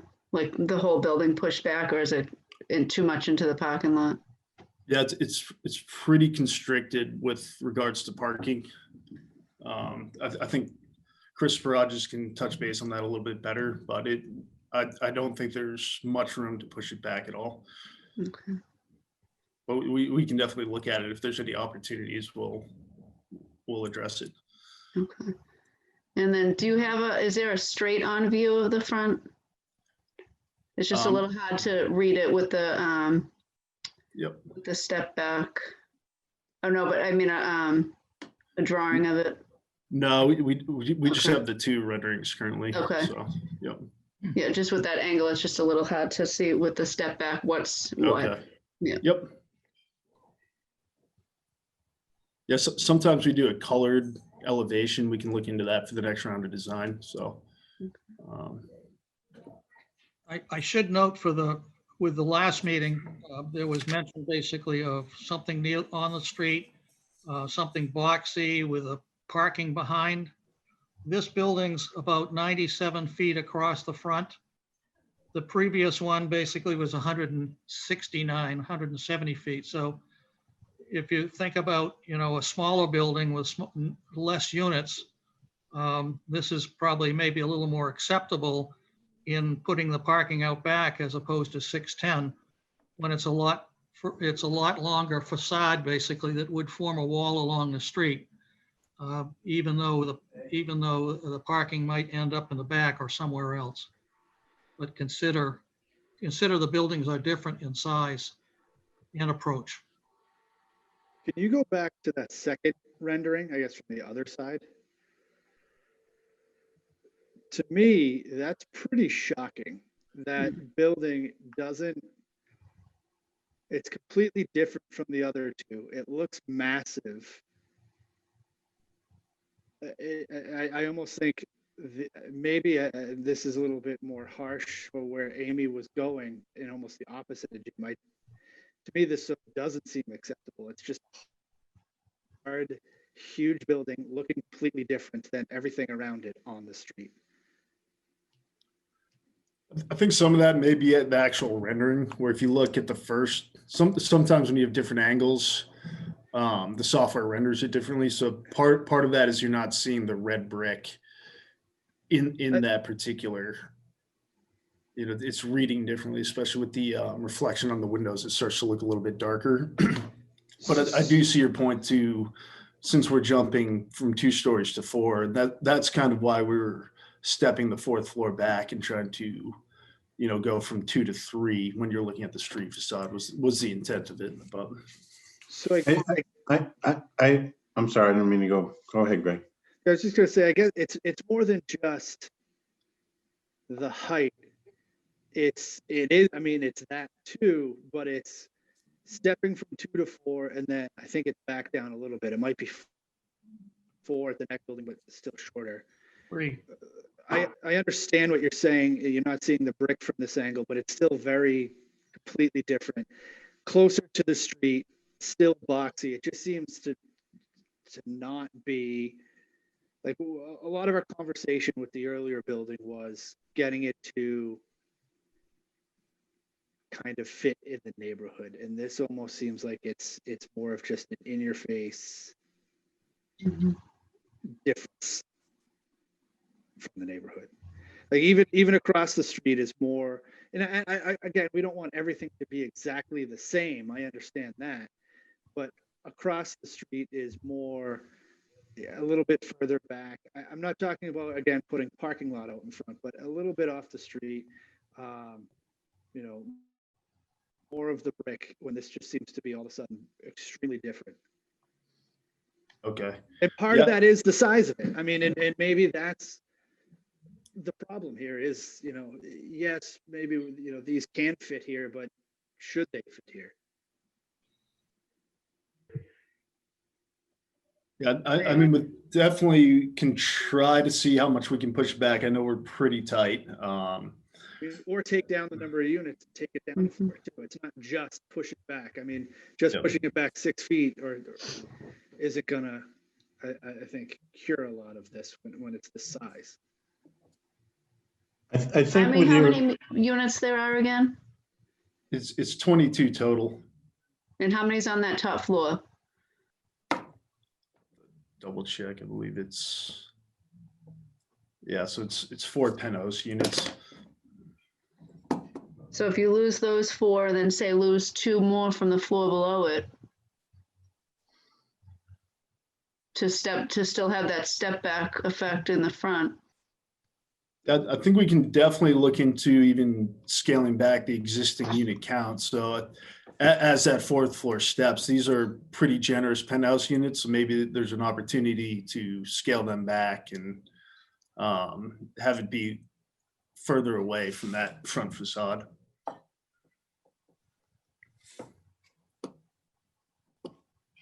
that rendering doesn't do you any favors, just with the tree on the left that kind of obscures half the, there. You don't really see the detail or how the building fits. It just almost looks robotic coming out of it. So that may help. A straight on shot from across the street showing at least parts of both the left and the right building with your building in the middle would be helpful too, to give it some scale. The other renderings are much nicer. This looks like a movie theater or Jordan's. Yeah, that's obviously not the intent. So no, that's that tree. That tree hurts you. So yeah, and there is actually quite a bit of greenery there, so we're trying to get it as close to as existing as possible. But I do think we can get you guys a straight on shot so you can see the scale of the other 2 buildings and how they are going to relate. I think that'd be helpful. Yep. And again, we want to see where the elevator shaft is and the mechanicals up there, because this looks like, no parapet up there as well. So right now it's a 1-foot parapet. We haven't explored how high that would need to be to block the elevator. So in the next round, we'll include that. And if any screening is necessary on the roof, we would show that as well. Okay. The design intent was to not have screening. Since it steps back, we're hoping that we can maybe raise that parapet wall a foot. So you're blocking that view. We really wanted that 4th floor to be as minimal as possible. I wonder if, and I know there's a traffic issue here, but I'm going to say it anyway. To push this building to the other side of the lot and come in on the 2-story building side, so that the 4 and the 3 basically are closer to one another, and then on the other side of the 3 is another 4 that's going in eventually. But I understand, coming out and getting into that traffic lane may be difficult. It's gonna be a nightmare. Well, I'm thinking that maybe not, but is that you can step down a bit on one side of the building and stay up at the other side, basically. So it's going from 2 stories to one side's like 3, step back more, and then on to 4, and then back down to 3. But it does create potentially a traffic issue. But maybe as far as height and scale, it works better. Yeah, it's definitely worth looking into, Jim. I agree with you from a scale perspective. It's definitely a safety concern if you think of people trying to turn left out of there, even though they wouldn't be supposed to, or if it gets backed up. But it's definitely something I'd be willing to entertain. But yeah, we'd have to see. I think our traffic guy has looked at that, and that's really problematic, to be honest with you. Okay. Any use that goes on this site, whether it's an office building or storage or apartments, it's just that's a problem.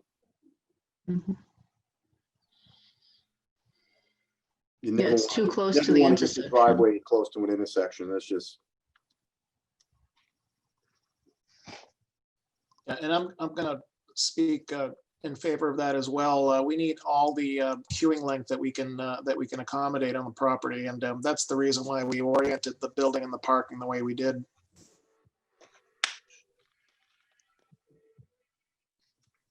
On the side that they're coming out, can they go left and right down that far? I believe they can they can go left and right at that entrance. If we were to move the entrance to the opposite side of the property, there is a painted island, and the number of lanes on our side of the street increases, and I believe that would end up being a no left turn.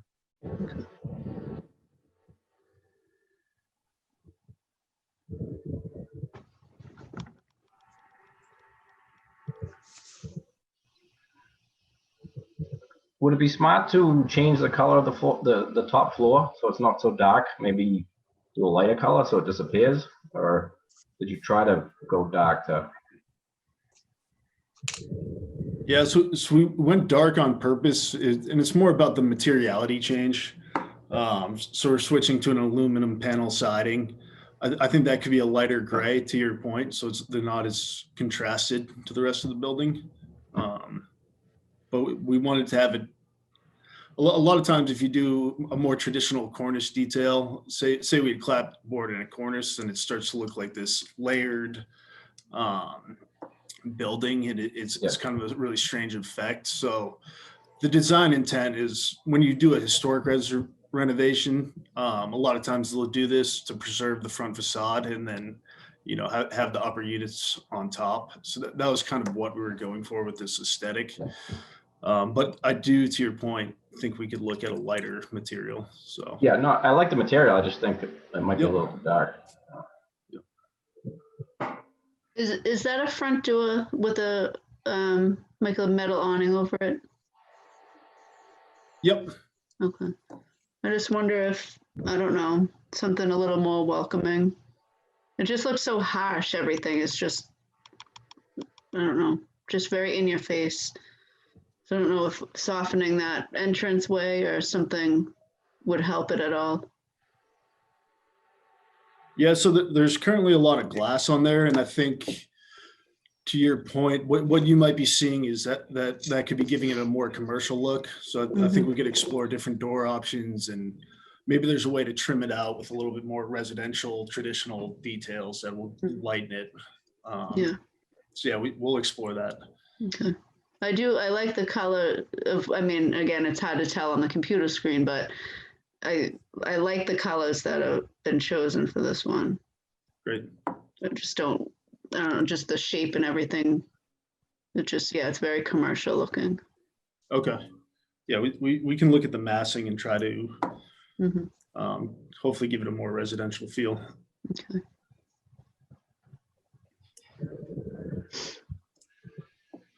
Okay, anything else on architecturals for now? Sounds like we've given them some good feedback to come back with. All right, do you want to switch gears to site civil? that would be fine. So I'm gonna, Chris, are you there? I am. Can you hear me okay? We can now, yep. We can. Chris had some technical difficulties, but he's back. We can't, oh, there you are, Chris. Yep. Everyone can hear me okay? Ooh. That just No. got worse. Yeah, I don't know what that was. Yeah, I got booted, and then when I came back, it's been a little bit rough. That's Okay, better. That's better. Give it a go, Chris. See what you can do. All right, I'm gonna just share my screen quickly and just give the board a quick update. Let's see here. Can everybody see the screen? Coming. Everybody can hear me okay? Yep. Okay. Okay, so after the last meeting, or at the last meeting, right before the last meeting, we found out that we received a couple of comment letters from the fire department and from DPW regarding civil site issues.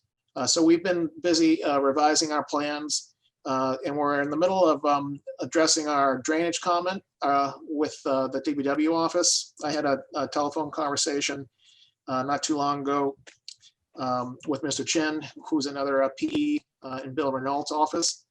And what we've done is out front, we've addressed the water and sewer services. Chris, can you And- zoom in? Sorry to interrupt. Could you zoom in just a little bit? Yeah, just, it's pretty small on the screen for these middle-aged guys. Ah,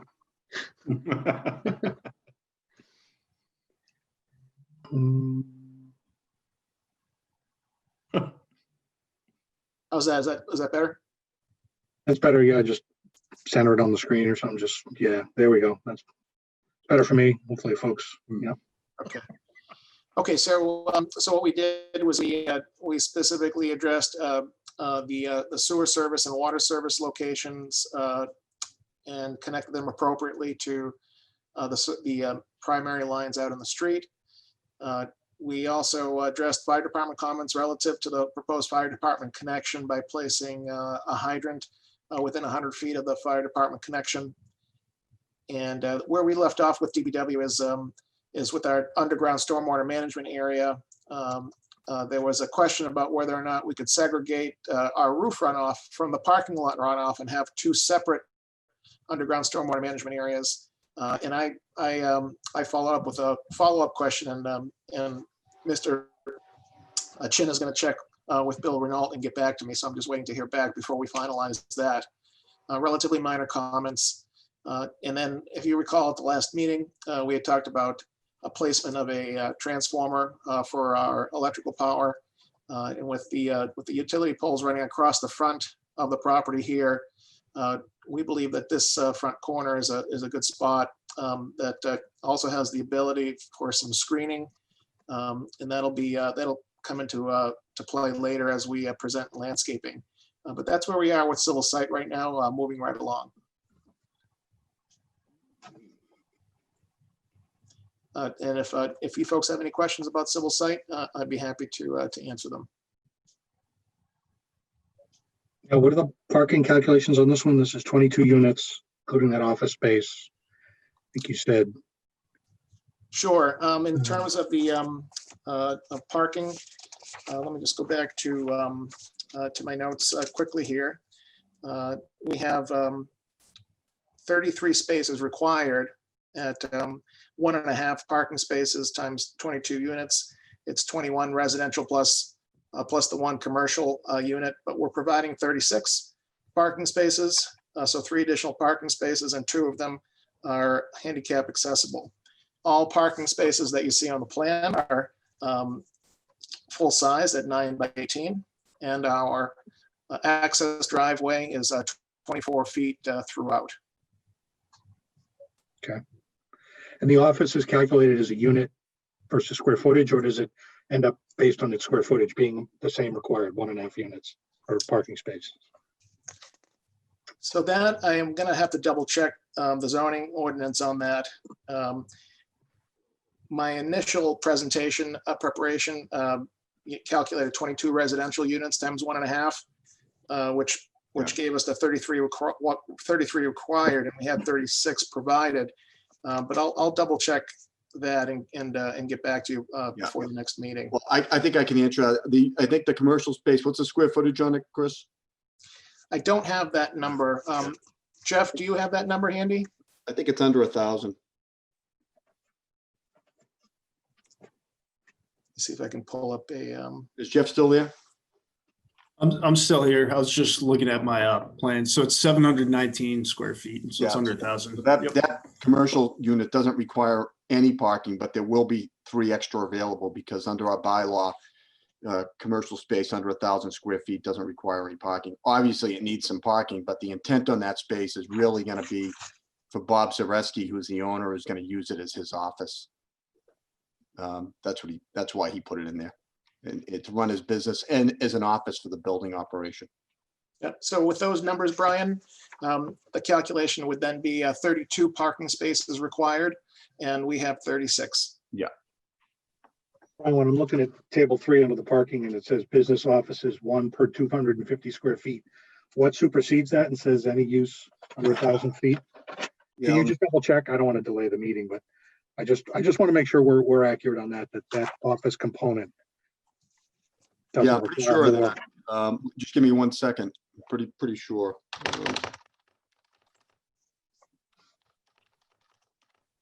Yeah, I'm looking in the table of required off-street parking and Take a look under Okay. 19036. 36. Let me see.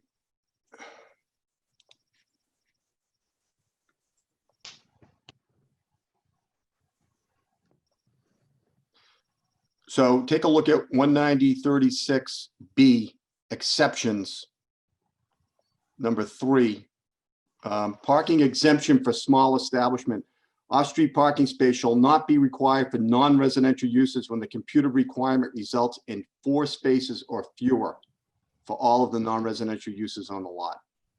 So we're under 1,000, we don't need 4, so it's fewer than 4. So under the bylaw, there's no parking required for that. And where's the 1,000 delineated? Well, because just like you said, it is if for 1,000 square feet, you need one for every 250, that would be 4. Right? So we've got 700 in change, so divided by 250, that would be less than 4.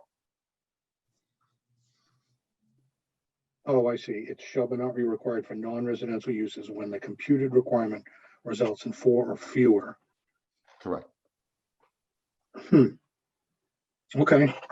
I hadn't put that exemption together with the table. Okay. Yeah, and but for practicality purposes, we need a parking space for it because, where's the person going to park? It's going to be Bob's office, and we do have extra parking. Yep. So I'm not here saying to the board that, hey, that unit's not going to use any parking. It is. Somebody who's in there is going to have to park. But we do have room to accommodate that in addition to the residential requirement. Okay. This may also be on off hours when a lot of the people basically are out of the units and on the road during the day, assuming his office is only used during the day. Correct. Okay. I just want to make sure. Bob, are you here? Bob, are you here? Let Bob address the board instead of us. Bob, why don't you tell the board what your intent with that office is, so they know right directly. Yeah, it's just hi. Like to say hello to everyone, and yeah, our office is just we're there 4 days a week from 8 in the morning till 3 in the afternoon. Just take care of. We plan on taking care of the needs of this apartment building and then other properties that we own and manage as well. Presently, we're in Stoneham in a 500 square foot office, and this would be, closer to my residence in Linfield. And I just like to, I think on-site management is a little easier for us, and the tenants seem to enjoy that as well. So when you say we, how many is we? Well, I tell you, I have a bookkeeper that's in there. That's just one person. And I stop in once a week just to, sign checks and take care of paperwork and things like that.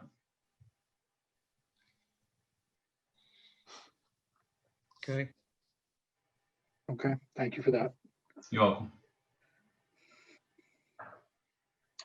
Okay, board members, any other questions on site civil and the information provided by Chris? No. All right, but it sounds like you'll have some updates for the next meeting as well, right?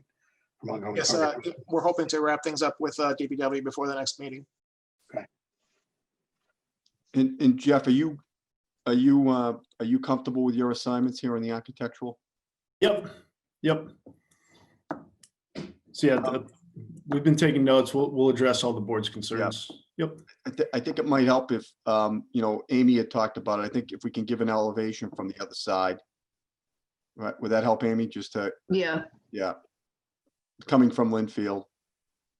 Yeah, more straight on, but then also straight on from the building too. Yeah, as I think it was Mike Feely had asked for that. Yep. And Chris, just coming back to the earlier question, now that you're showing the site plan here, essentially, there was a question of moving the building back. That if you do that, you're right, the corner of the parking lot's right at the property line, right? And you're trying to maintain that 24 foot aisle width, so moving the building probably It's gonna- forces you to, makes it, yeah. Yeah, Well- it's gonna be problematic. We'll end up losing parking. I mean, part of, if the board wanted to do that, I don't know the practicality of not having 24-foot aisle for this little parking. That's been done in the past. You could, Chris, what do you think would work for aisle width in the back there? Practicality. So practically speaking, our rule of thumb for 90-degree parking, that's for two-way traffic, it leads to less headaches if you can maintain the 24 feet wide aisle. It gives people some comfort backing up without too many turns, if you will, keeping it to a simple 3-point turn. We've gone down to 22. That's a little bit tighter, but I wouldn't go less than 22. So again, given the scale of the building, even as it is, whether a couple feet really helps us, to the comments from the other board members, but unless there's some other aspect that they'd like your team to look at. But Moving it is not the only fix here too. Right. Reduction in units can help too. I was just gonna say that if you lose some units, you don't need as many parking spaces.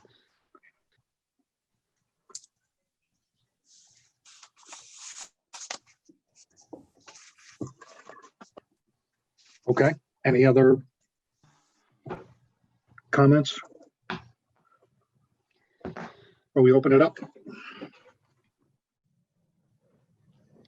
Okay, so while you contemplate potentially other comments or questions before we close for the evening, I will open up to the public. Again, if you have any comments or questions, please raise your hand in the meeting. I'll try to call on you in order. Just bringing up the page. Okay, Ms. Delavope. Hi again. You just Thank take your you. name and address for the record, just again. Yes, New hearing, so, yeah. 8 Cyrus Street. Thank you. I agree with what Mr. McIntosh said regarding the appearance of this building.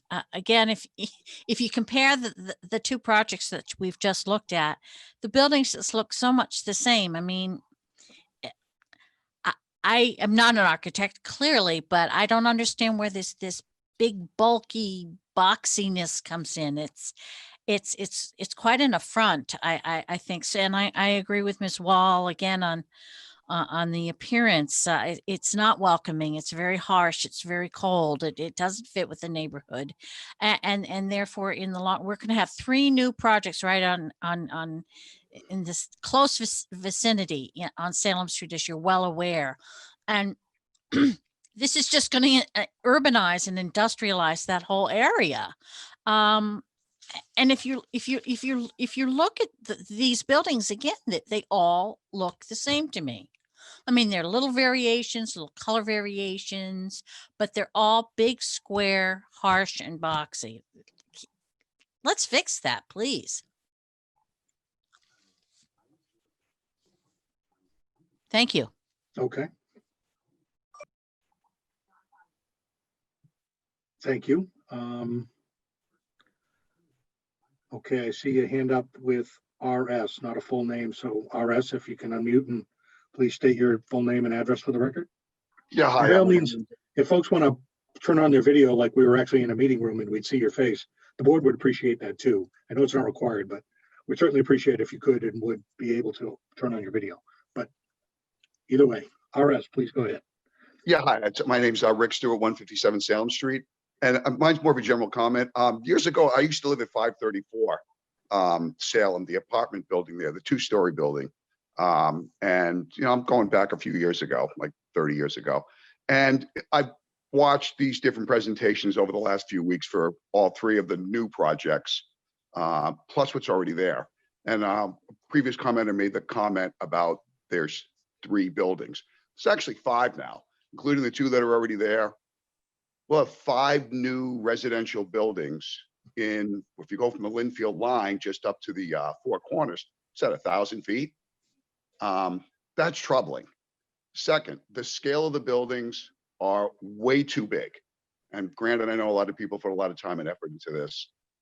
The scale is out of control. They do not need to be 4 stories tall. And we're hearing all these conversations about trying to make things fit, parking spaces, 2-story building, 3, 4, move them around, this and that. They're just too big. They need to be smaller. They need to have a scale that's appropriate for the area. And too often, and in too many of these meetings, the discussion keeps going around this idea of we're going to keep 4 stories and somehow we're going to make it work. And people talk about how it's going to look for people coming into Wakefield. Anybody that, I'm originally from Linfield. When I cross over into Wakefield, as it is now coming down there, it's a little troubling. A few years from now, what's it going to be? We're just going to see 4-story boxes on both sides of the road, all the way up to the 4 corners. Is that really what we want? And that'll only encourage other lots in that area to want to do the same thing as well. I mean, where do we draw the line eventually? Is 4 the magic number? And we just keep coming back and having discussions about parking and 4 stories, and we'll move back the 4-story a little bit. I just think the impact, we've gotten away from where we need to be, especially in that particular area of town. 2-story buildings are one thing, 3-story maybe. You get above the 3 stories, you're hearing all these issues that are occurring. So I'm not here to give you an answer on how we fix this, whether it's a zoning change that needs to happen, planning board, something in town. Because when I cross over into Linfield, I don't see the same problem. When I come to Wakefield, all of a sudden now, I have multiple buildings, all 4 stories, trying to figure out ways to get them to fit in these lots. And honestly, my personal opinion, they're ugly. They look like boxes. They don't bring any real aesthetic beauty to that area of town. It's just maximum number of units in a minimum amount of size we can get them into. So it's more of an editorial than anything else. Food for thought for everybody.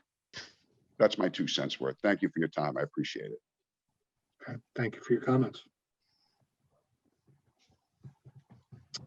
Okay, the next hand, Ms. Wetmore. Hi there. Susan Wetmore, 12 Sunset Drive. Can you hear me? Yes, we can. Great. I agree that the building really doesn't seem to fit the area. It is very harsh. Does look much more commercial. The 2 brick buildings there just kind of fade away. This really sticks out and doesn't fit in, first of all. So that's kind of troubling. And the size, the height, the size is way too big.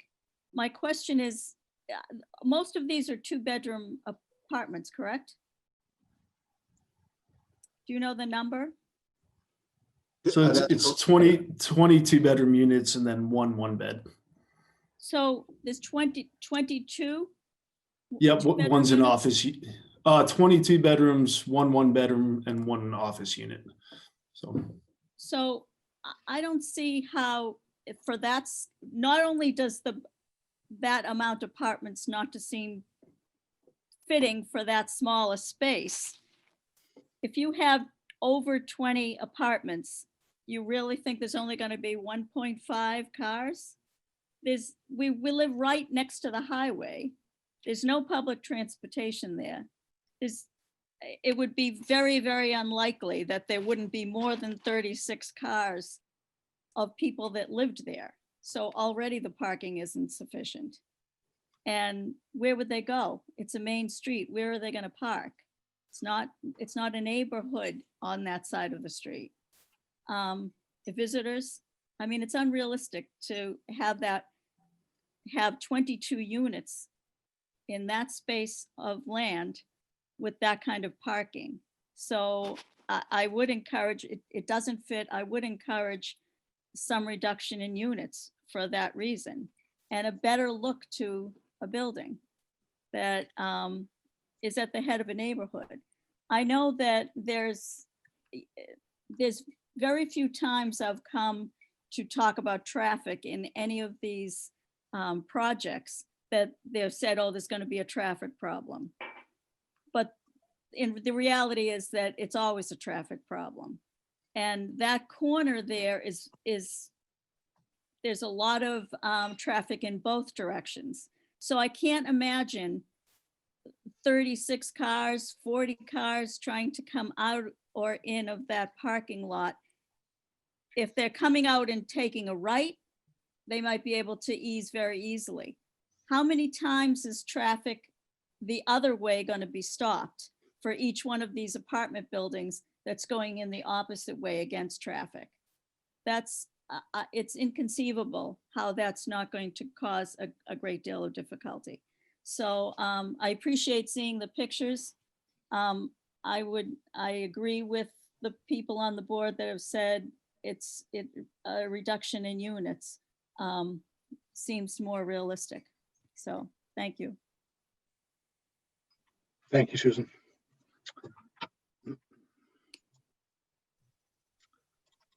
I'm just looking down the list. Any other hands?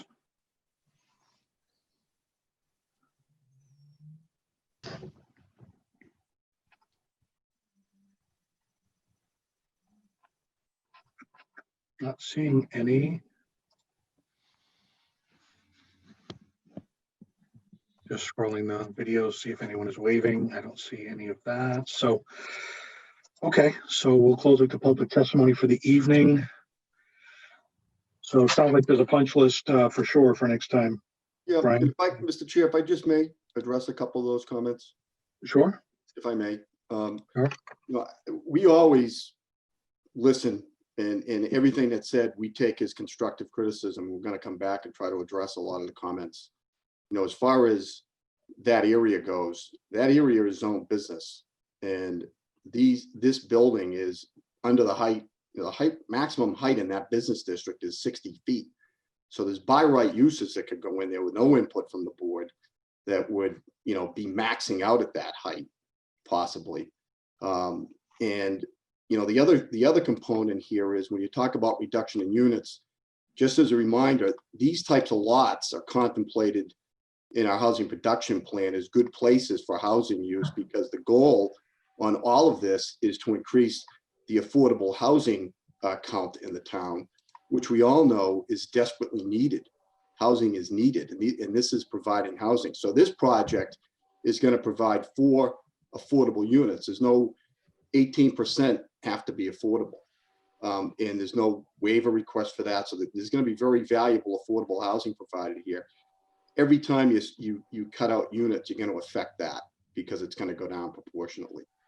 But as far as, you know, that area, it's a business zoned area. That whole street is zoned business. The zoning in Linfield is different going back historically.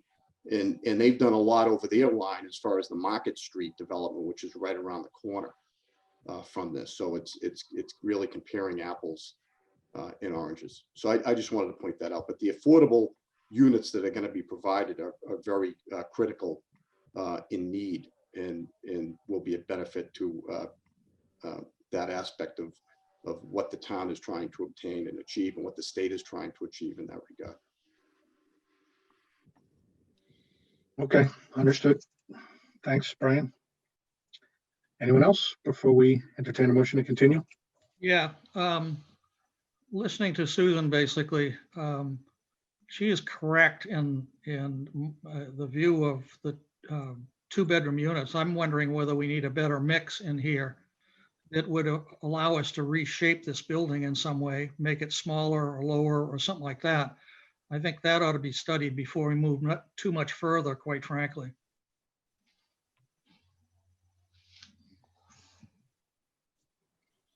Okay.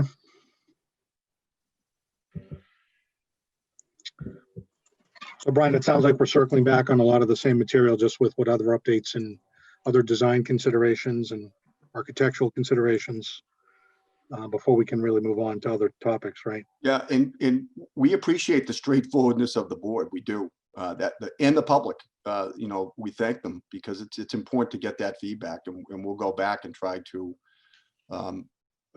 address some of these things that we heard tonight. So thank you for that feedback to everybody. Okay. All right, board members. Ready for a motion? Sure. I make a motion that we continue this hearing until January 13th, 2021. Second. Any discussion? All right, Amy, Yes. Jim, Yes. Greg, Yes. Joe, Yes. Mike, Yes. Tom, Yes. and I vote yes. Okay, so that's unanimous. Thank you again. Hope you enjoy a good holiday. We'll see you in the new year, January 13th. Take care. Merry Christmas. Happy New Year, everybody. You too.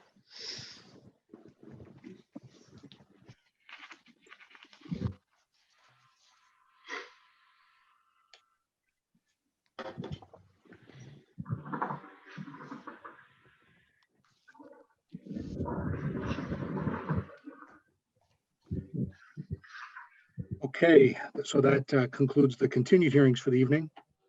Now we move on to new hearings. And the first one is 21-25 and 21-26. Evan N.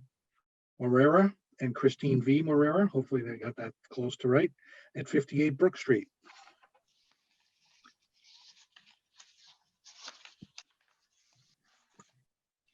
Yes, you got that right.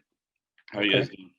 For the record, Attorney Brian McGrail representing Evan Morera and Christine Morera, who are owners of the property at 58 Brook Street in Wakefield. And you just met Evan. Hi, Evan. How you guys doing? Just you tonight, or is Christine with you? She's with me as well, but she's Hiding in the background there. Hi, Christine. How are you? Good. This is an application with the board for a finding under 19050 and also variance because of a unique component of the bylaw, which triggers the variance requirement, which we'll get into. So the Moreras can put an addition on their house, which is located at 58 Brook Street. And I'm going to share, if I may, Mr. Chair. Sure. Okay. Did that work? It's on its way. Okay, we can see your screen. Great. Can the board see that? Yep. Super.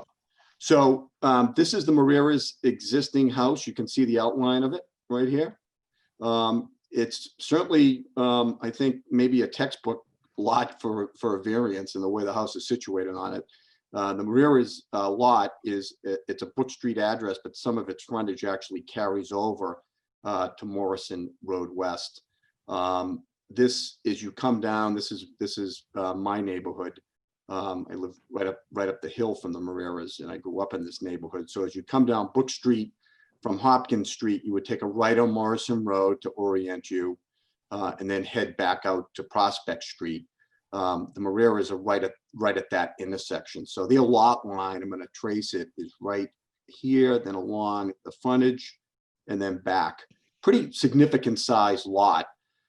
Then Brook Street actually goes down into like a little cul-de-sac, and there's another couple of houses down here, way over. And then on the edge of the plan is 128. So this little butt end of Brook Street was created back in the 50s when Route 128 at the time was widened, and a number of houses or properties were taken. And I know this well because my family homestead at 65 Hopkins Street, where I grew up, half of our backyard was taken by eminent domain by the state. And our good friends, I wasn't born yet, but our good friends, the Geyers, lived next door, and their whole house was taken. And actually they put it on a truck and moved it down to 128, and they located on this cul-de-sac. So that's where the Geyers moved. Mr. Lucy might have some knowledge of that because he goes back to this area. So I don't think he was around either, but it's well-known history that's what happened. But in any event, what the Moreras are looking to do is to construct an addition onto their existing house. We'll have, the first floor will be a 2-car garage and then a master bedroom above. Basically, it really calls for it to be added on that way because of the layout of the house, and then the way the lot line, as you can see, triggers over. So what I did when I saw this plan, as I'm sure the board would say, is I said, gee, did you have an opportunity to meet with the folks at 69 Morrison Road to to see, how they felt about it. And the Mariahs did. They went over and met with those folks, and as the hearing goes on, they've signed a little statement that they don't have any issue with it. The Mariahs have a good relationship with them. And Evan can talk a little bit about that, but there's no issue with the neighbors according to what has been signed and what I will present. What is interesting is you can see on this sideline, it currently doesn't meet the 15-foot setback. So we normally might be able to do this with just a finding, but what actually is interesting, what triggers the need for the variance is that this dwelling, once the addition is put on, will be within 20 feet of this house. So that's a little footnote in our zoning bylaw. Let me bring that up if I may.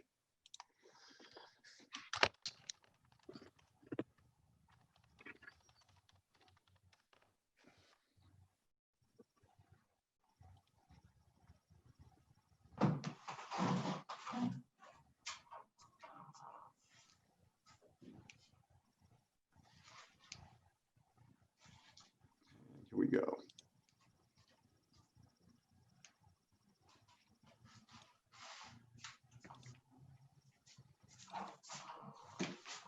Okay. Can the board see that? Yes. You zoom in. I can. Thank Yep. you. So this is kind of a little hidden piece of our bylaw. Normally you look at the single residence districts and you have all of these, setbacks, 15, 20, et cetera, which the board's very familiar with. But then, in the single residence district, we've got this little footnote number 10. And what footnote number 10 says, there is no minimum building separation between buildings on the same lot in the SR and SSR zoning district. Additionally, all dwellings and accessory structures other than fences to be constructed on a lot in the SR and SSR zoning districts must maintain a distance of 20 feet from any dwelling on any abutting parcel. So you've got to maintain a distance of 20 feet from the abutting parcel's structure or dwelling next door. So, and then this regulation shall not permit the reduction of any setback requirement, but may increase those requirements. So I'll let the board read that and digest it.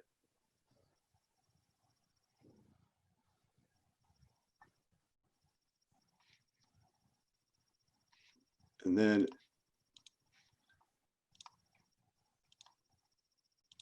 Right, I can't remember last time we went here, because yeah, it doesn't happen very often. if we're meeting setbacks, then they'd by definition be more than 20 feet apart. Yeah, that's right. This is like one of the first I've run into this. So I had the engineer, when I saw how close this was to the lot line, I said to Evan and Christine, we really need to look at this. So the engineer went back out and he determined, you can see it at 17.6 feet. So that is triggering the need for the variance on this. But, I think, again, it really begs for the unique circumstances here, because we've got certainly a unique shaped lot, a unique shaped lot line, a unique shaped lot next door on how this house is situated. Then, as far as the hardship goes, because of this, is really no other way for them to put in the garage that they want with the master bedroom. And then the third prong of a variance would be, what's the not have any detrimental effect? Well, the only one that's possibly going to have a detrimental effect on is these folks. Certainly nobody else, and they don't seem to have an issue with it. So in that regard, let me find this. So because they're already non-compliant with that setback, we would only be asked for a finding if you were gonna, go further into that setback. That's right. But Even because if you're going 3 feet to the lot line? But because when we go further into that setback, we trigger a new non-conformity, the distance between the dwellings, right? So now that creates a new non-conformity, which triggers the need for a variance. So Evan and Christine, this is a little memo. So Evan and Christine Marrera have approached us to review a plan associated with the application of the board for an addition to home 58 Brook Street. We've reviewed the plans and support their application. As a benefit to neighbor, we respectfully request you approve the same. And it's been signed by the owner of 69 Morrison Road West and 62 Brook Street. So Evan, do you want to touch with the board on that with your? Yeah. So my wife and I, we reached out to, as you can see her name's Margaret, but she goes by Peggy, and Dawn Harvey. And we discussed it, showed them the plans and showed them the lot plot as well, just so that they were aware of where the house would land and how close it would be in proximity to their lot line. We also went outside and just wanted to make sure that they were comfortable and gave them a few days before we approached them on signing anything, just to make sure that they had time to digest the drawings and where the house would be. And they had no questions and no concerns whatsoever. And we're actually kind of excited because the house, the addition that we were going to be adding would be blocking the actual road, the 128 noise from their porch in their backyard. So they were kind of excited to be able to sit out there and not have to listen to the cars drive by. But outside of that, they were very comfortable and gave us our best on proceeding to get approval for such variance. And knowing the board, I anticipated that the first thing the board was going to ask, have you spoken with the folks next door? So, that's why I said that they should, and evidently that is the result. Now, is this a one-story? No, I can show you I'll bring up the architectural plans, Jim. Want me to do that? I'd like to. Well, let me say that there is a way of doing what they want to do, basically, but keep an 11-foot setback. And I can bring up something on my screen basically to show what's possible. But go ahead. I'll look at what you got. You want to see the architecturals, Jim? Yeah, please. Okay. Hang on.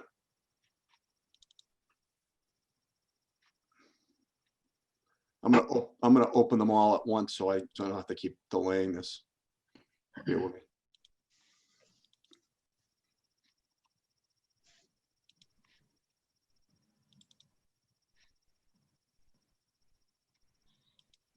Okay.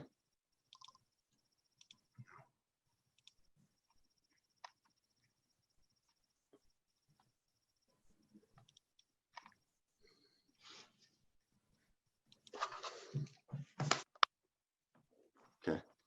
I think I got to shrink it a little bit.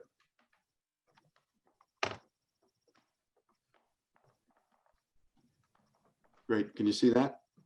All right, so we get into the issue here like we have in the past about second floor looking over into somebody else's yard. And unlike other places where we're quite a bit further back from the property line, here we're right on the property line, practically speaking.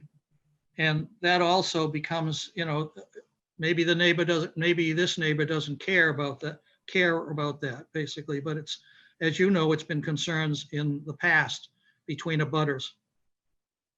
Yeah, that's why this is really just not the type of window that's going to happen up on the second level, and that's why they put this design in rather than the typical double hung windows in the second level, because it's going to give them both some privacy. I have the floor plan. You want to see the floor plans? Brian, Well, what's the windows on the back would have some access to that abutting property. Oh, hold on, Dave. Side, but yeah. Yeah, it depends on the angle, I guess. Mm-hmm. Excuse me, Brian? Yes. That's 6 dormers. How long is that building going to be in the end? 24 by 25. Thank you. No, the entire house. Oh. 24 by 30. Mm. And this little house next door, where's the driveway going to go? For our house? Yes. It comes off of here, comes off of this area. And gets to the house to get in, it parks in the back here, right there? Right. It would come like this. So okay. The garage doors, Mike, would be here, not on this side. Hmm. So the driveway comes in, it will curve around and they'll pull in. Right now, it's a gravel driveway, and they seem to just pull up to the front of the house, but this would give an opportunity to go in the garage, yeah. Yeah, where the proposed parking garages now is actually a gravelled over area where they park their cars. Yeah, I mean, this lot can handle, you know, this size home. You look at the maximum building coverage in the district is 30%. They're only at 6.9, currently at 4.4. It's not a huge jump in building coverage. Did your client speak to anybody else on the street other than Peggy? I'm happy to let them address that. I really didn't see anyone else that was going to have any impact on this. I didn't know if there are other houses around it. But Evan, can you address Mr. Feely's question? Yes, yeah, we spoke to our other neighbors, which are the Keons adjacent from us, and they would be the ones that were kind of where the cursor is right now, where their house is sitting at. Our house faces their house. And so we discussed it with them, and they had no issues whatsoever. All right. Yeah, I was wondering, again, based on the application, I don't know if it was made clear what was potentially going in, but that was certainly one of my questions. And what other alternatives were considered, again, not knowing the garage was a component, then going in on the other side of the house, or if it was going to be a kitchen or something that really made sense that it had to kind of go off the side of the house, like what other alternatives might have been considered for what you were planning to do. Because there's certainly much more space on the left side of the house, potentially. Or to jog it forward so it didn't even trigger that 20-foot separation. Right, Brian? I mean, a couple of feet and it doesn't even trigger that. Yeah, but it, you know, and that's why I asked them to talk to these folks to see if they had an issue with it, because it would just really, it's just better to do it this way. And I don't think 2 feet's going to matter much here. And obviously they don't have a concern. So Brian, like I said before, nice. Sorry.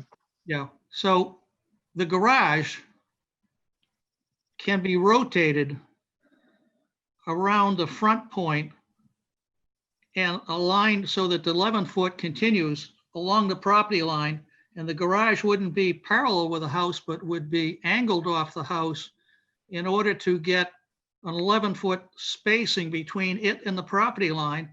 And then you could actually, if you wanted to, enter on the end of the building at the 25 dimension, basically coming in the roadway they have now and into that, basically from that side. And you wouldn't have to basically live at 3 feet. It gives it more space, basically between that and the property line. And I have a markup basically showing that. I'm going to stop sharing so you can. Is that okay? Yeah, that's all right. Because Jim's retired. He's got the, Jim, because you're retired and you have time to do this. Well, I just took a red pencil, that's all. Oh, okay.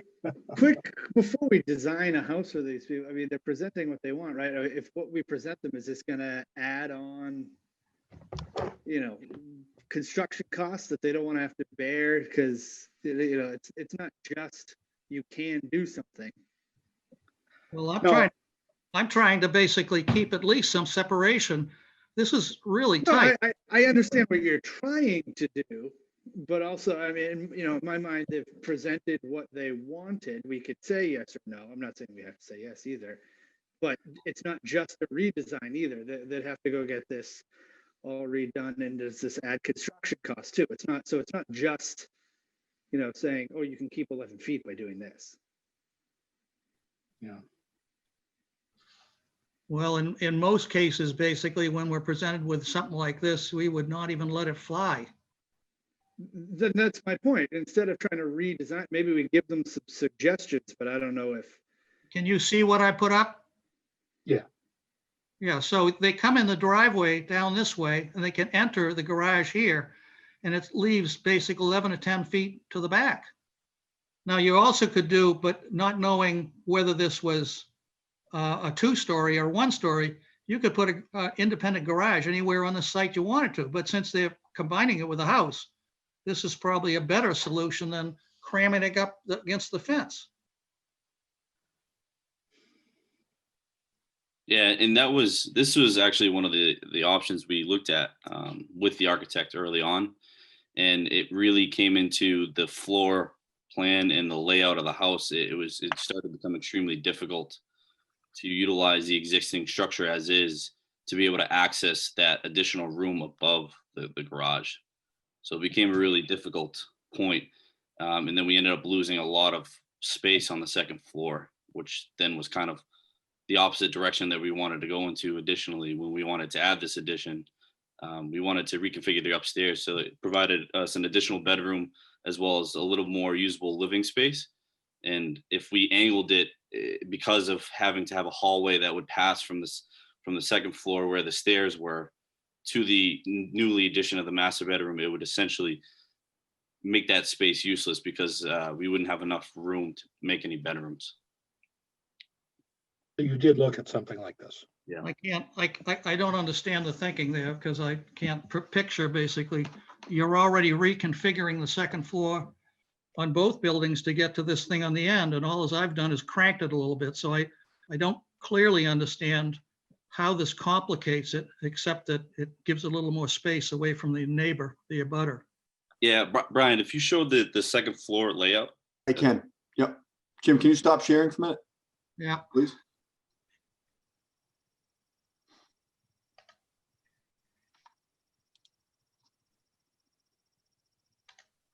Okay.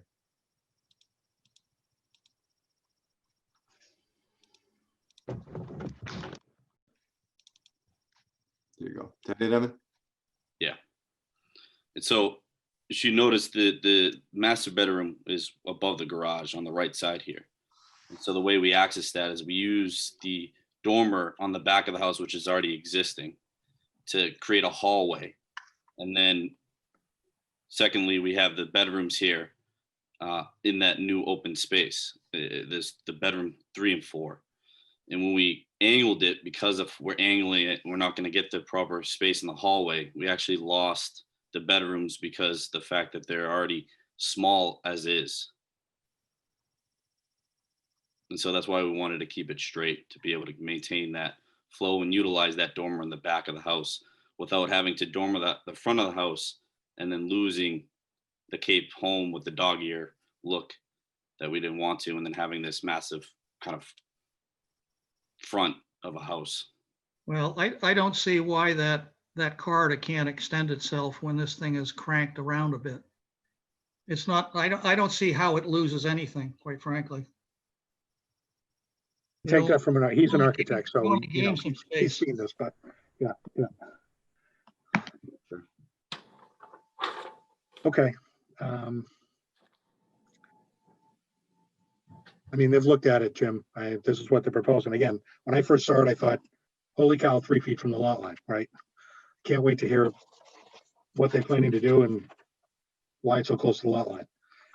Because you're right, this would normally be something that just be hard for us to get behind and be able to, justify per the requirements of a variance.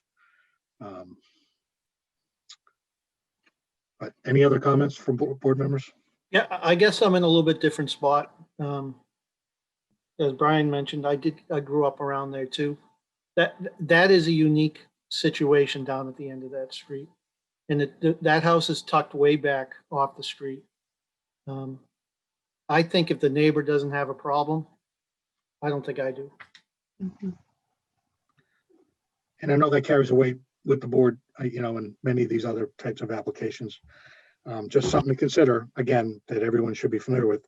The variances run with the land, so the next person who buys that house at 69 may not, but they'd be buying into an existing situation, so they'd know what they'd be getting into. But yeah, and I'll tell you this though, if you ever heard the highway noise there, you might want the barrier too. Because the highway, this land sits below the highway. Yeah. And it's pretty loud. And, as far as, I knew this would be unique, and that's why, I went about it this way with having the Moreras meet with the neighbors. But I do really, when you look at this, to me, it's a textbook variance.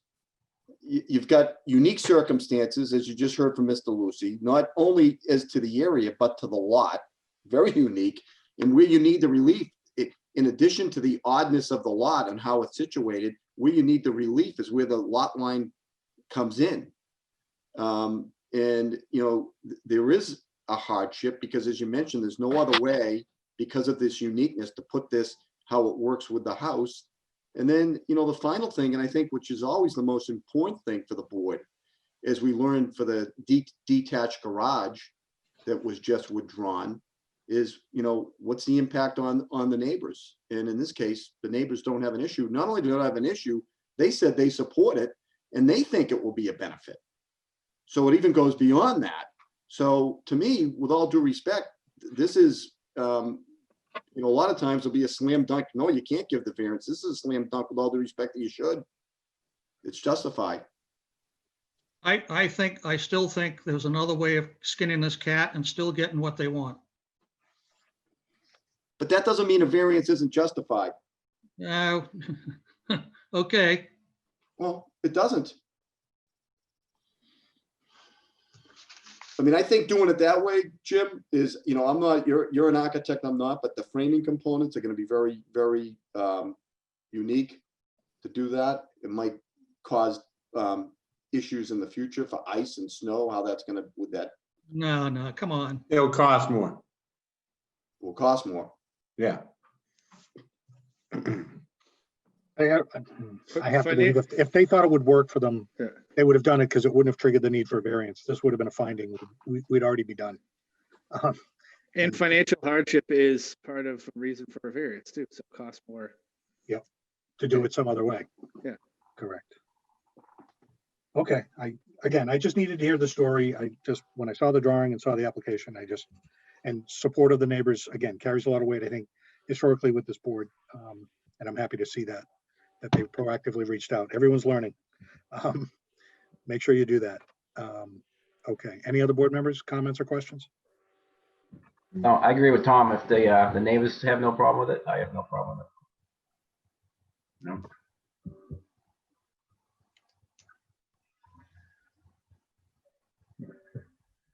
Okay.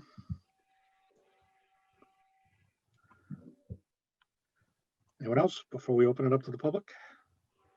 All right. So we'll open up to the public. If anyone has a comment or question, I don't see the butters here, but if anyone else wishes to ask a question or make a comment, please raise your hand in the meeting or in your video.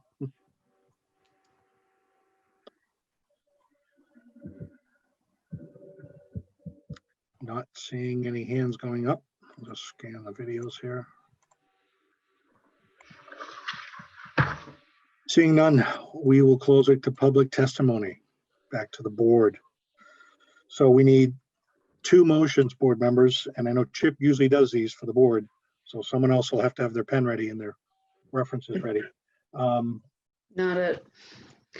I'm following Greg. I'm certainly not it. Someone get ready if they're willing to make such a motion, but we need 2. I think we would. There's a finding under 190-50, is that correct? Correct. And Brian, it's No variance. both prongs because you are increasing the non-conforming nature here. Yes. So again, 190-50 speaks to. So it's not substantially more detrimental.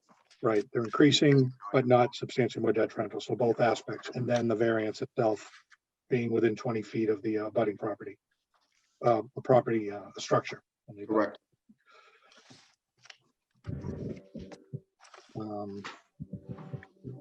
I didn't hear any conditions, potential conditions raised during the discussion, so I think we just need the motions as they're written. Would you want to tie in the site plan and the architectural plans? We would, but in terms of any other conditions other than running with the land and all that sort of boilerplate stuff that typically goes with these, but specific to this application, I don't see any. So.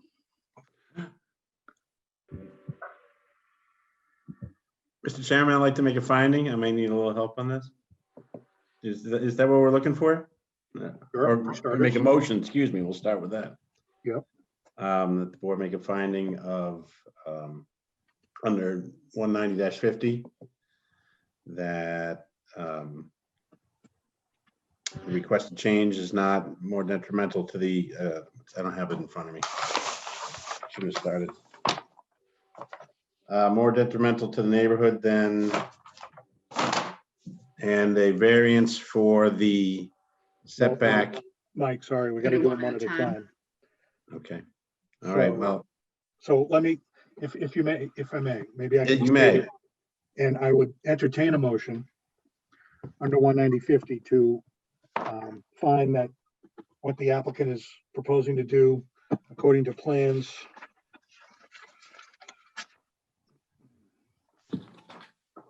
Who did these plans? Jarris Land Surveying, dated, looking for a date, November 14th. November 14th. That the proposed alterations will increase the existing non-conforming nature of the site, but we would also find that that increase would not be substantially more detrimental to the neighborhood than the existing non-conformities. So the chair would entertain such a motion. So moved. I'll second. Thank you. Need one of those two. All right, any discussion on the motion?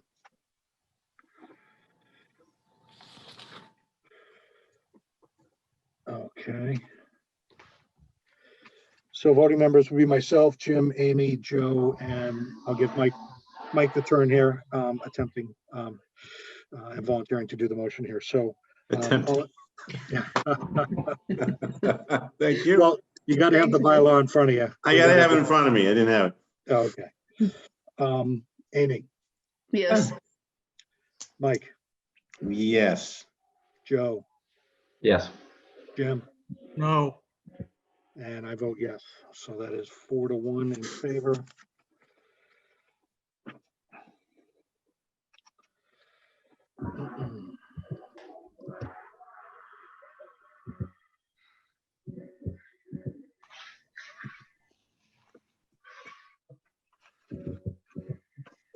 Okay.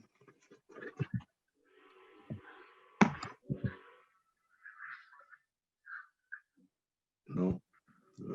So the board, do you want me to go for it again? Or do you want to give it a go, Mike? Oh, no, you go ahead. So the board would entertain a motion to grant the variance according to 19066 in accordance with the same presented plan as previously noted, to grant that owing to circumstances related to the shape, topography of the land as affecting those existing structures, that a little enforcement of this chapter would involve substantial hardship, financial or otherwise, to the petitioner, and that the desirable relief may be granted without substantial detriment to the public good and without nullifying or substantially derogating from the intent or purpose of this chapter.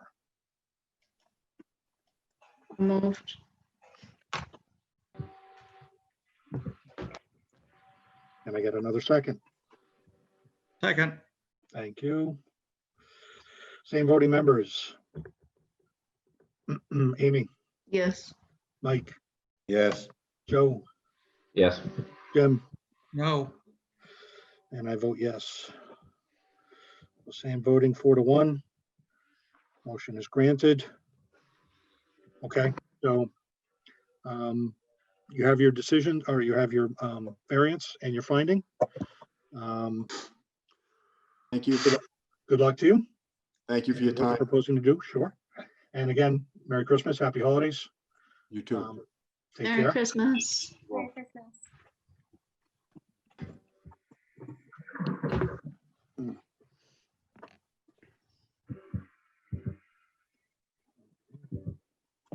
Brian, are you on any of the other matters that we have later, or are you all set for tonight? Yep, I am. That's right, okay. Today we're gonna switch gears on this other new application. 21-27, Christopher J. Murphy at 10 Otis Street. And to that, we welcome Mr. McCarthy. Thank you, Mr. Chair. Michael McCarthy, the office at 1 Center Street in Wakefield. I represent Christopher Murphy, who's here with his partner Keith Littlefield. They're also on the Zoom. I'm going to try to screen share myself here, Mr. Chairman, if I may. And I don't think I'm going to be able to do it. Peter. Oh, there we go. Do you have that, Mr. Chairman? Not seeing anything yet. So I'll ask, I don't want to take you through the trouble of all this. Peter, are you able to show the modified site plan? I believe I am, yes. Thanks. Let's see, I have it up on the screen. Can you guys see it? Not yet. Not yet. Okay, let me go here. Green. This will do it. 10 Otis Street, share. There we go. So, Mr. Chairman, essentially what we're looking for here is we have a lot that's non-conforming itself. It's in the general residence district. It has frontage of 75 feet, not the required 80, but it does have an excess of 8,000 square feet. So with respect to the lot, we're non-conforming for the lack of 5 feet of frontage. With respect to the existing structures, you can see on the left side of the plan, which is the existing, there's a house. The house is on the left side, left front of the lot. Although that side yard isn't dimensioned, I do believe it's closer than 10 feet if you scale it. That's non-conforming. And certainly the garage in the rear is non-conforming. Peter, can you flash to some of those pictures of the house? Or they're down at the, it'll take a minute to load. They're down at the end here. Okay. Well, while he's doing that, I'll just, yeah, there we go. There's the barn. That's a picture of the barn of the garage. So that white structure on the right is not part of the property, but that dilapidated off-colored house or structure is the garage that's shown in the right rear of the property. You can see that it's dilapidated.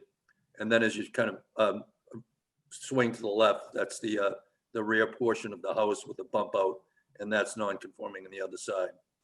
So the proposal is essentially, and Peter, just one more request. Can you just flash to the assessor's plat? So the existing situation has two non-conforming structures and a non-conforming lot and a couple of dilapidated buildings that are non-conforming. I did a little research with respect to the surrounding buildings for the site. And what I did was I used the assessor's plat. To the right of our building, if you're looking at it from the street, there's a 4 to 8 unit apartment building, which fronts on Crescent, and there's a 3-unit dwelling beside that. To the left of our property on Otis Street is a run of 3 two-family homes. To the rear of the property, there's a large apartment building, and across the street, there are 2 one-family homes and a group home. The point being that the existing situation is that there's a lot of multifamilies. This is a general residence district, and what's proposed is a conforming 2-family structure. So the use is allowed, and it's not out of character at all for the neighborhood. I'm sure the board is familiar with the neighborhood. The only non-conformity that would remain if the requested finding is granted is that which relates to the lot, the lack of frontage. The proposed structure conforms in all respects with the current zoning bylaw. So as I say, there would be no new nonconformity, which we can control. We can't control the frontage. And really the existing nonconformities, which relate to side yard setbacks, relate to the lot width and the lot frontage, would be eliminated. So the proposal essentially is to eliminate 2 non-conforming structures, replace it with a conforming structure with a use which is allowed and which is consistent with the uses in the neighborhood. They're really, we get to the second prong of the finding under 190-50 in this case, because we're eliminating the structures altogether, constructing a new building, which is on a non-conforming lot. So the question then becomes whether what's proposed is substantially more non-conforming than the existing non-conformity. And frankly, I think it would be hard to argue that would be the case. We're eliminating non-conformities. We're not proposing any new non-conformities, and we're proposing an allowed and use that's consistent with the neighborhood. I'll jump ahead a little bit and say that I know that the planning board had submitted a letter with respect and expressed some concerns relating to parking. I would submit to you that those comments related to the first iteration of the proposed site plan, where there was one driveway in the middle of the lot. Here, there's driveways on each side of the lot, showing tandem parking, but enough room for 2 spaces for each unit. And that's not unlike, a lot of other residential driveways in Wakefield where you have to tandem park. So with that said, you do have architecturals. Peter is here to discuss the architecturals, and I know it's getting late, but maybe Peter, you can quickly just kind of highlight the architectural features of the house, and then we'll try to answer any questions. Sure. So we're working from the basement up here, but you, again, a full basement for storage and other uses.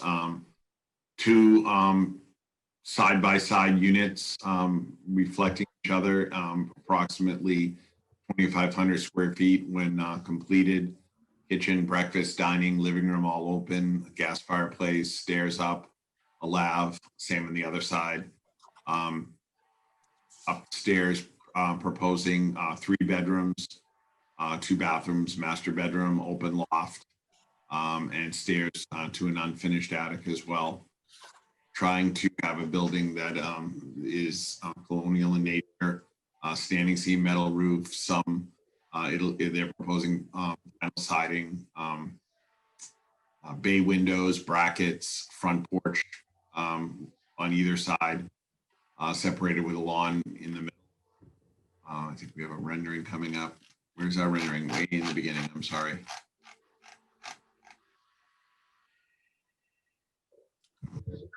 To download, but it does. Here we go.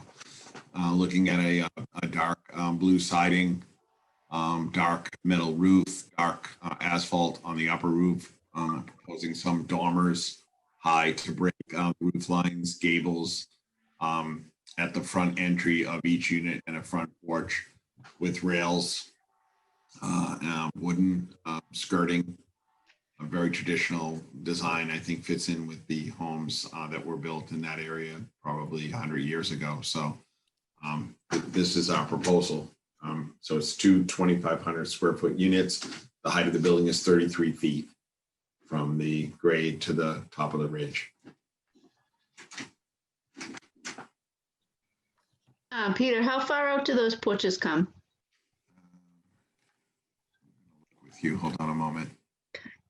I forgot. It's been a little bit.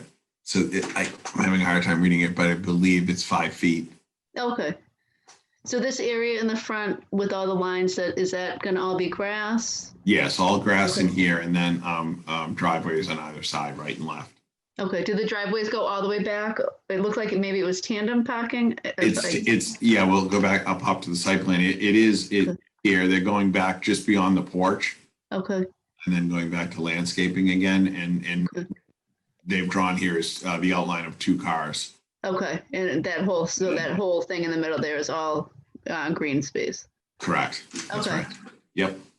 Yeah, the house looks beautiful. Thank you. Peter, can you move this house back some, because it's awful crowded in the parking between the porches and the parked cars. I don't even know you can get out of your car. It is tight, Jim. This corner right here is right at the edge of the setback. You see how the house sits parallel. Yeah, because of the way the lot is, the parallelogram of that lot. We're held right at that corner. And then even when you've got to put your trash out, basically you got to move your cars to get your trash, assumingly, out from the backyard somewhere. Yes.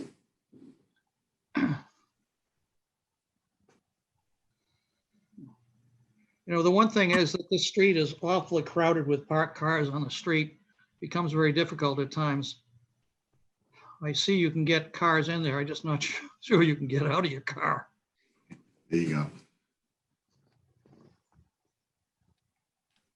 Back to this. Why do we have to have stacked parking like that? Isn't there, if there's room in the front, and maybe there isn't room in the front, but just from looking at it quickly on albeit small, but it looks like you could put side-by-side parking.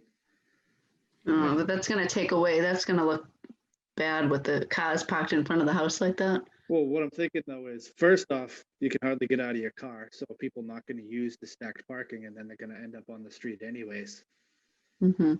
which is already a hard street to park on. Well, I believe you're only allowed a certain dimensional curb cut too, so you'd have to be asking for a larger curb cut on this. Yeah, the max is a 20-foot curb cut.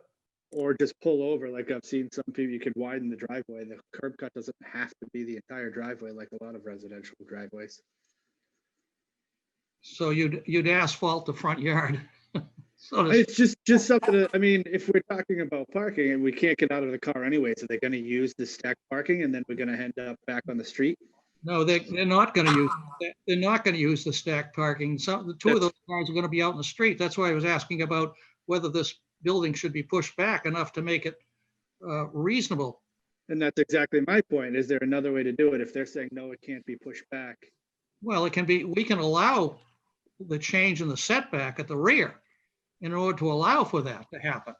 Agreed. It just seemed like it quickly moved on from that. We heard, no, it can't be pushed back, and then it went to a different direction. Well, that would, I think the point is that it would require a variance, which we were trying to avoid. With respect to the parking, I understand the point, and it is a busy street. There's no requirement anywhere that anybody park in their driveway on a residential basis. They're allowed to park on the street no matter what. If there are situations like tonight where there's going to be a snow emergency and you have to get off the street, then certainly there's room to do it. I don't know that necessarily people wouldn't want to get off the street anyway, if you're living there just to get your car off the street. Tandem parking is an inconvenience. It is a little tight, but it's not, I mean, I don't think it would have been designed to be unworkable. And I said, submit to you, it's not unworkable. It's a little inconvenient, but it, it can work. Yeah, it's not the end of the world to have to do it. People adjust their schedules and figure it out. Right. Understood, but I'm just saying, if we're already saying it's a problem, I mean, stacked parking is usually a problem anyways, much less when people can't get out of the car at the end. And obviously, there's no requirement for people to park in their driveways. I don't think anyone's saying that here, but if we're going to try to keep cars off the street, we might as well at least have usable driveways. Right. No, I understand the point. And I guess what I would say too is just in terms of context is that replacing what's there now with what's proposed will require that something meaningful, something on this order be constructed. And in the grand scheme of taking those two buildings down and replacing them with a building like this, even if the parking is inconvenient, it is there. And on balance would be an overall plus for the neighborhood. Where the question really here is whether what's proposed is substantially more detrimental to the neighborhood. And I think it's a substantial, I would submit it's a substantial improvement, even with some inconvenient but workable parking. Not to disagree with any of the points you made.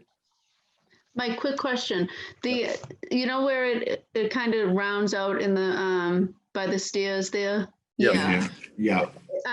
Reason why that doesn't go straight? Peter? I think, I'm going into the landscape, but I think he was just trying to put like maybe a change in materials there. Okay. Between a paver or something. Yeah, it could be, that could all be on the same plane as the driveway, but just not asphalt. Okay. And that's not fence along the side, right? No. That's just, okay, so I mean, there's room for people to get out. Right. Okay. It might the be line, tight, the but I mean, lot there's- line looks solid there, right? But Right, yeah. Yeah. And if people have I don't know if they're planning on living there or renting these out or not, but if people have an issue with it, then they don't buy or rent it. Right, I mean, it would be, it's as simple as that. It would be Yeah. rented. Okay. And we're assuming, as we should, but we're assuming that there'd be two cars per unit, which may not necessarily be the case. Right, they might only have one, they might have none, so, yeah.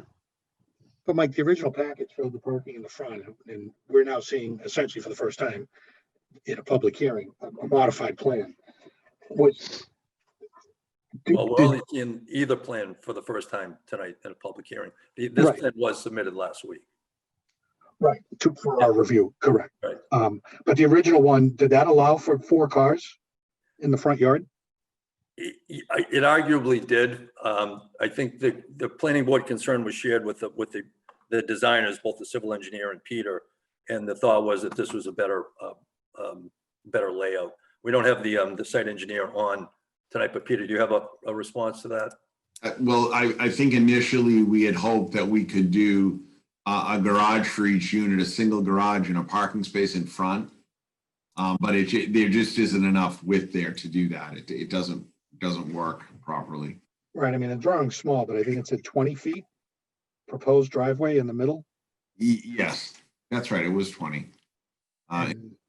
It shows you in here. It's just too, I mean, as the building, the actual width of the building flushed out, it's just not wide enough to accommodate the garage in here. You could No, but even just parking, the original plan. Correct. Just showed Yes, that's parking in right. the front yard. Is it more, it's perhaps less desirable from an aesthetic and design because you're putting cars right in the front of the house. But is it more likely you're gonna end up with 4 cars parking off the street, or are they gonna start bumping doors? Because it really wasn't wide enough. I'm wondering if that's part of the rationale for going with this change and what the planning board was concerned about when they reviewed, because they got the plan like other boards, right?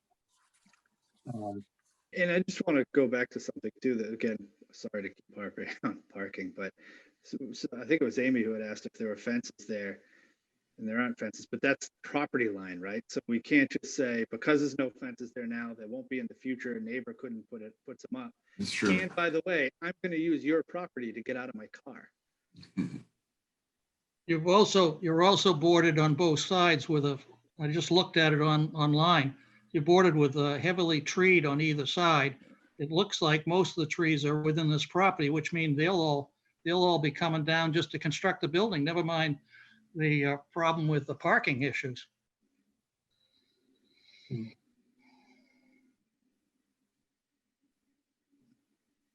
Well, the points are well taken.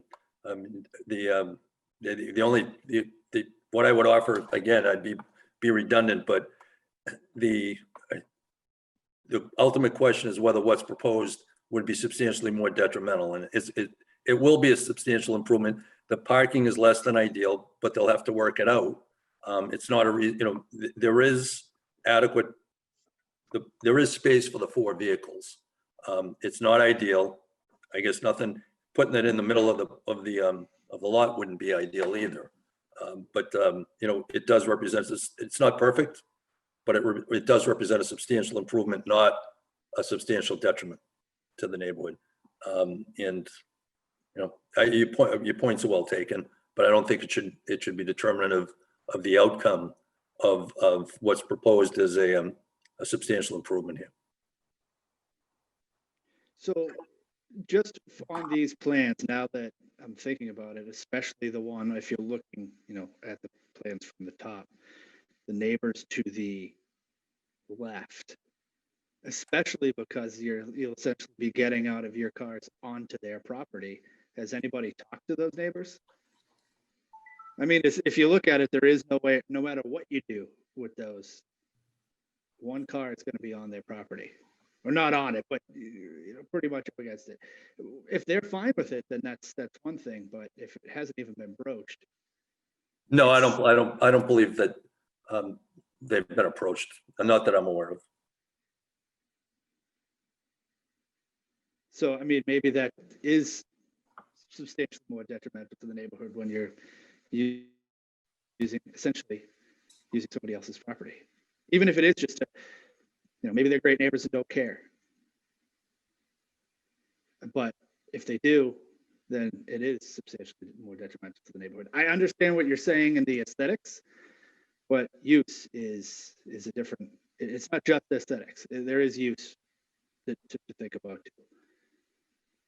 Well, let's see if the neighbors are here, if they have anything to say. Well, the other thing I'd say is that I agree with Amy. I like the design. I hear Mike's point.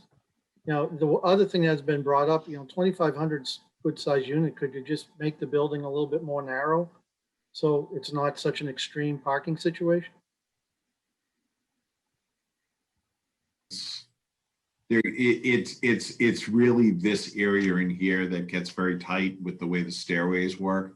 not the living rooms, for instance, but when you get in here and you having a functioning dining room and getting the stair to go up, there might be a little bit of leeway, but it gets tight to make it work. Also, look at bedroom 2 and 3. Bedroom 3 maintaining about 10 feet in width here. Really can't lose anything in width. This one maybe could lose a little bit. So it could be 2 bedrooms though. Could be 2 bedrooms.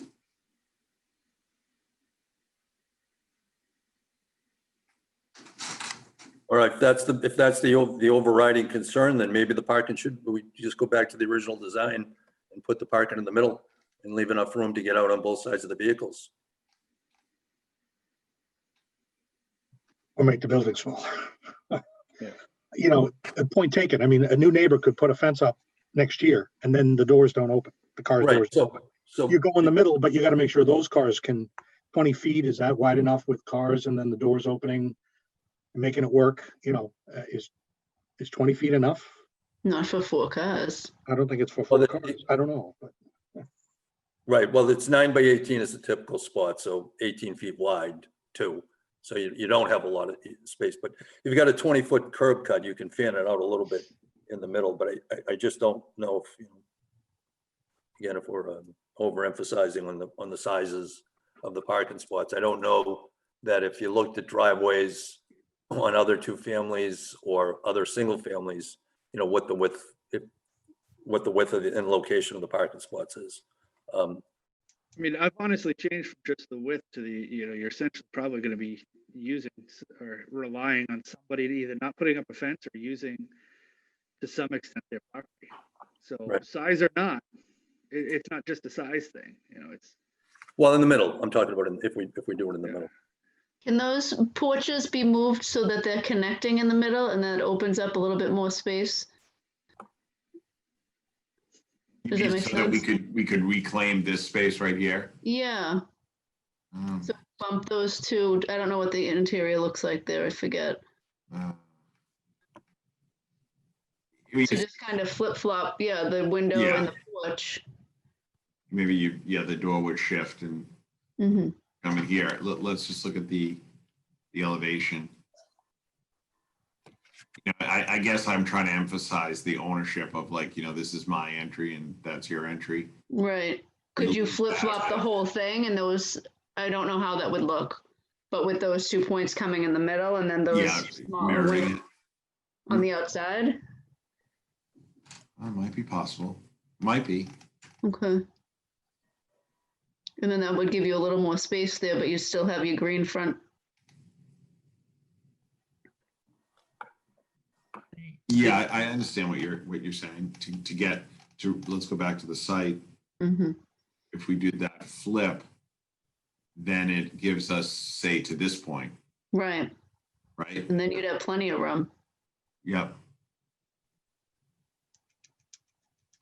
I mean, in some ways, maybe is that more desirable than putting it in the center, feeling like it's eating the whole lot?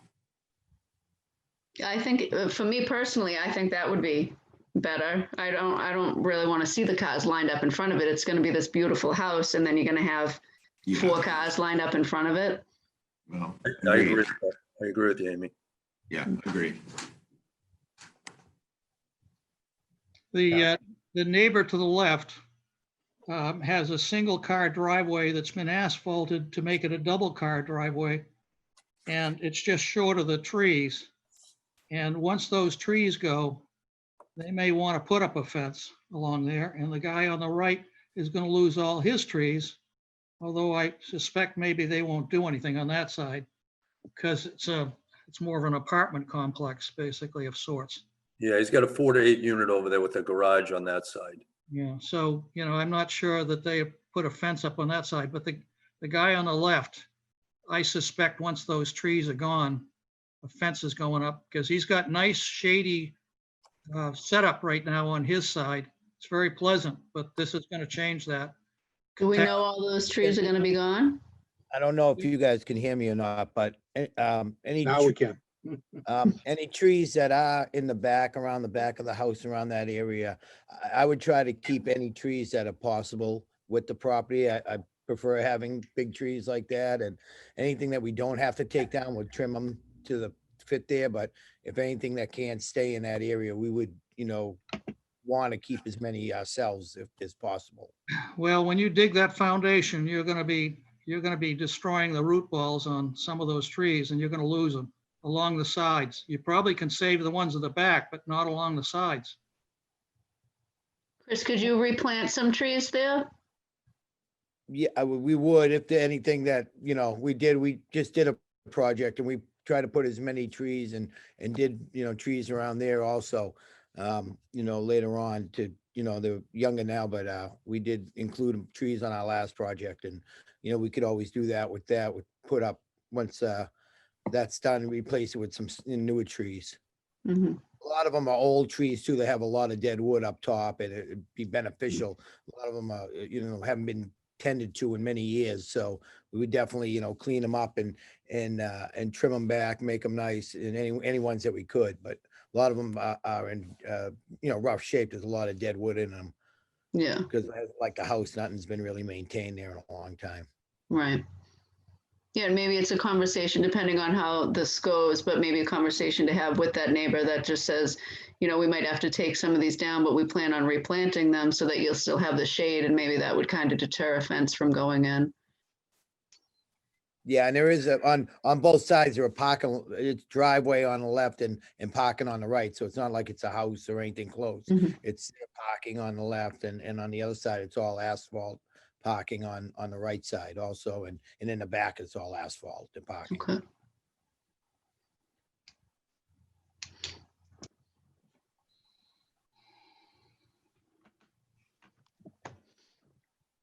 Okay, so just stepping back, trying to assess where we stand. I'm not getting the feeling that folks are comfortable moving forward with what is in front of us. Overall, Mike, I think, generally in favor of the overall improvement to the site, but just making sure that the parking is going to work realistically, practically. Because if it really doesn't work, it sounds like it'd be hard to vote that it wouldn't be detrimental. Right. Okay. So if you want to look at, again, it doesn't like there's a lot of real estate on the building that can be squeezed, but maybe you can look at it and come up with something, maybe redoing the porches. I'm hearing and I'm feeling like maybe we need to continue. Yeah, no, I'm thinking the same thing. So come back, and if we're comfortable, then we move forward, right? I'll make that request, and we will take a look at it, exactly these issues, and we'll try to engineer a solution. Okay. So Sound reasonable, board members? It didn't sound like we were going in a track that was going to come to a vote tonight, based on what we were seeing and hearing, right? So I will say that we did hear from the usual town boards.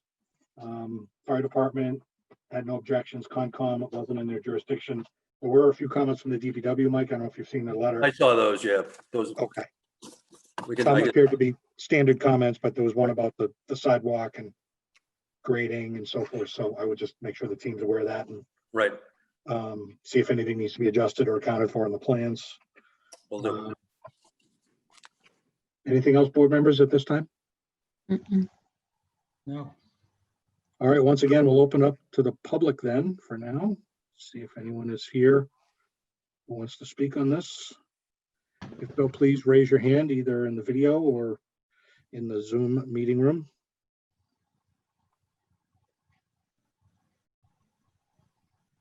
Not seeing any hands going up. Give it one more second while I scan the video list.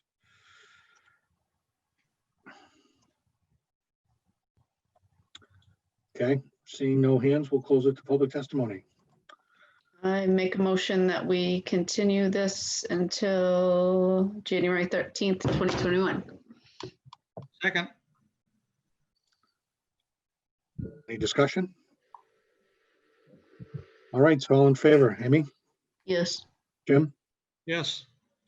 Joe? Yes. Greg? Yes. Tom? Yes. Mike? Mike on mute. Mike? Nodding? Or yes? Yes. Thank you. And I vote yes. Okay. So thanks, Mike and team. Thank you. We'll Thank see you in a all. few weeks. Thank Happy you. New Year. Yep. Merry Yep. Christmas. Have Merry Christmas, everybody. Merry Stay safe with the Christmas. storm. Bye. Yep. Thank you. Right.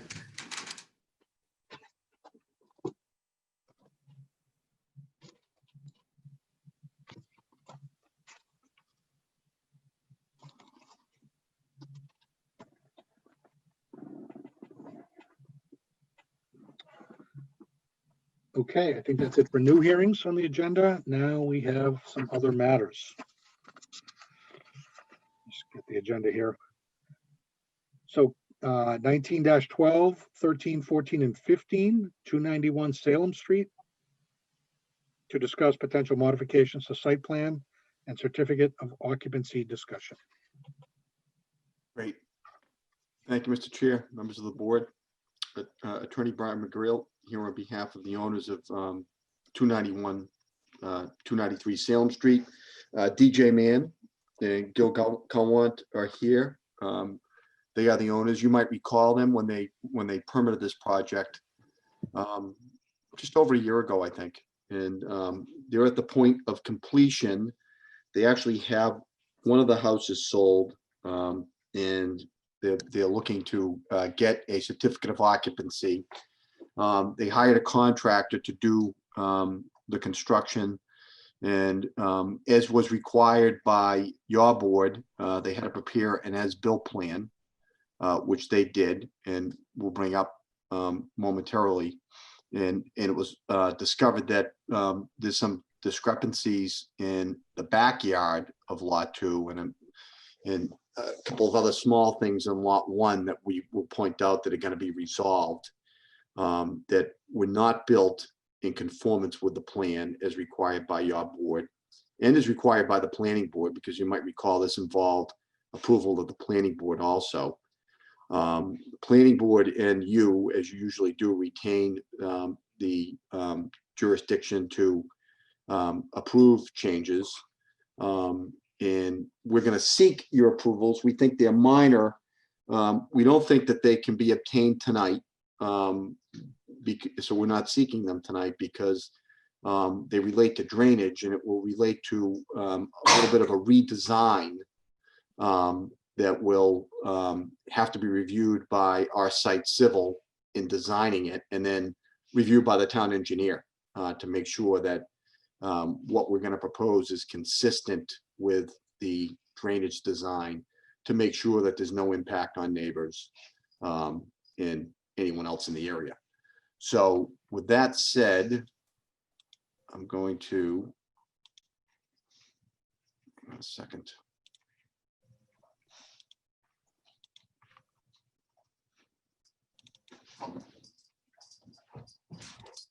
First thing I'm going to do is I'm going to bring up the approved site plan to give you an idea of what did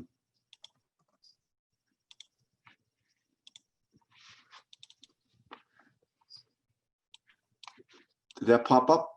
Not yet. Can you see it? Is it coming though? Yep. Yep. Great.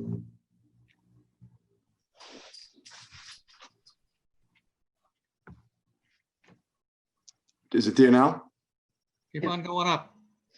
I'm sorry, Jim. Keep on going up. Oh, there. Now can you see it? Yep. Great. So just to refresh your memory, this was a plan that was approved for 2 houses on Salem Street. This is Lot 2 with the house that has now been built, and Lot 1 is towards the rear. Where the issues are as far as construction goes, DJ and Guild hired a contractor, and they take responsibility for this. So, you know, they're here. They're not like saying, "Hey, gee, guys, you know, we didn't do something here. Can you just let it go?" That's not what they're doing. They know that this needs to be addressed, and that's why they're here, and will be before the planning board also. So this plan called for a wall to be constructed here, and the contours were very specific for drainage issues and concerns. And the way this contour worked, it leads to a swale, as you can see right here. It's labeled a proposed grass swale with the arrows. It comes around and takes the property out to the drainage area where it should go. And what happened is when this was done out back, the contractor figured that it would be better for the house if this wall wasn't done as shown, and the topography was raised to make more of a flat yard. So that's what was done. Doesn't comply with the plan. What we're asking you to do, to consider, is for us to be able to go back with our site civil engineer to redesign this without the wall, because the people who are buying this know there's no wall there. They're comfortable with that. Redesign the contours with a grass swale that will engineering wise work with this and have no different impact on drainage. So conceptually, we're, before we go to that design work, we want to make sure that it's something that if it can be accomplished, that our engineer, prepares a drainage study that's reviewed by the town engineer and says, yep, this works exactly the way it was going to work, that the board wouldn't have a problem with it. There's certainly no aesthetic impact from the street or the look of the property. It's everything that really would impact this property specifically. The other thing that wasn't done, there's a proposed area drain here that has not been yet installed. That will be installed. So that's not a problem. The other thing, there's a wall out front that was designed, and because of the height of this wall, the building inspector is going to require some type of fence go on it. So that's not on the plan. So what we want to do is kind of come up with our architect, with Peter, work with what would be appropriate aesthetically, and we would bring that back to the board too, once we have that done and designed. So that's where we are, and we kind of like the boards. We think that if this can be accomplished, it would be a minor modification. There's really no aesthetic change from the street or the dwellings or the structures, but we wanted to make sure that that's something that if we could accomplish, the board would entertain considering it. So there's also the swale on the far right that runs down the edge of the property as well. Oh, right here, Jim? Yes, along that whole edge. I think that needs a little bit of work, maybe, but nothing like back here. Does that make sense? Well, that's true, but it's non-existent at this point, except that it's not a swale, is a perfect swale. It's just the land flatly going and towards the street. The back wall beyond the property line, basically where the stones are all along there, there's been a ton of stone added along there that probably came up during the construction that has piled along that edge to basically raise the grade in the back. Because if you look at the wall on either property adjoining it, it's scattered stones, basically maybe 1 or 2 stones high. Now it's several more stones higher in order to get a flat backyard at the same time. I also should note that the front building basically is short on planting in the front of it. And there are 3 or 4 trees going up the driveway that are non-existent yet, and 1 in the front of the front building as well that are missing. So there seems to be some landscape that's either been redistributed elsewhere, because I know there in the landscaping in the back of the lot where the driveway goes to the garage at the back building, there seems to be some landscaping in there as far as trees and bushes that were not on the original landscape plan. The same is true on the other border side in the back of the front building on the right towards that abutter. There are shrubs there that were not called for. So there seems to be some redistribution of shrubs on this site. At the same time, there are some places on the right side where in fact the shrubs have been yanked, whether they were yanked because they were dying and not replaced, or whether someone took and walked away with them, I don't know, but there are about 8 on that side that are missing. Yeah, so we've got some cleanup, some finishing stuff to do with the landscaping. We can certainly provide surety for that because it can't be done at this time of year. So, we can do an thank you, Jim, for pointing that out. I want to know about it now. We can do an inventory on the landscaping of what's been done and what's missing. I have photographs that I took around the whole site the other day, basically, if anybody wants to look at them. That would help us do that. So thank you. Jim, were we asked to already do a site visit and sort of go down this punch list?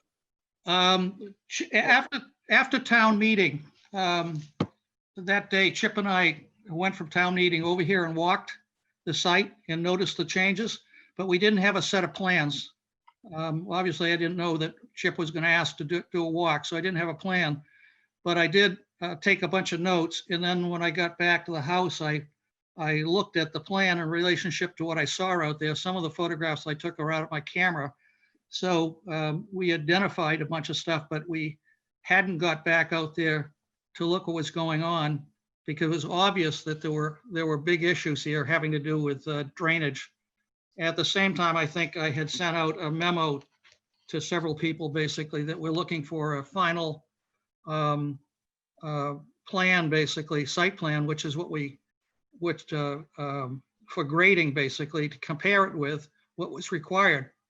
As you remember, at the time, they had a bunch of neighbors that were very concerned with the buildup of water going across the street at times, and they wanted to capture that at this site.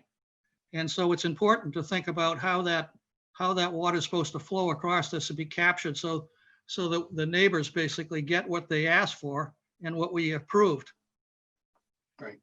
Yeah, and we need to address that too, because, you know, as you know, we can't be shedding water on neighbors' properties. So that's why, you know, we're going to have we want our site civil to look at this and to make sure that the design is consistent with the drainage that was approved. This is the as-built plan. Jim, are these the rocks that you're talking about? Yeah. Yeah. I mean, there was a rock wall there of 1 or 2 rocks at the highest. If you look at the neighbors on either side and assume the walls all went together at one time at a different property, it is much bigger right now. And you can see this is the as-built. So I mean, it's pretty consistent back here what was done, but that wall that went this way is not there. So the building department basically is requiring at least a 3-foot, wherever there's a 3-foot drop off, basically they're looking for 42-inch railing or something like that, so someone doesn't walk off the wall. And there's about 3 locations, I think, out there that Ben would want that to be covered in. right here, Jim, probably, and then out front here. Yeah, in the stairs going towards the driveway, right there. Here. Yeah. So we need to design that, and we can work with Peter to do that. But the big thing is we want to do some changes back here and make the drainage work, and we want to make sure that that's something that the board would consider before we make that assumption.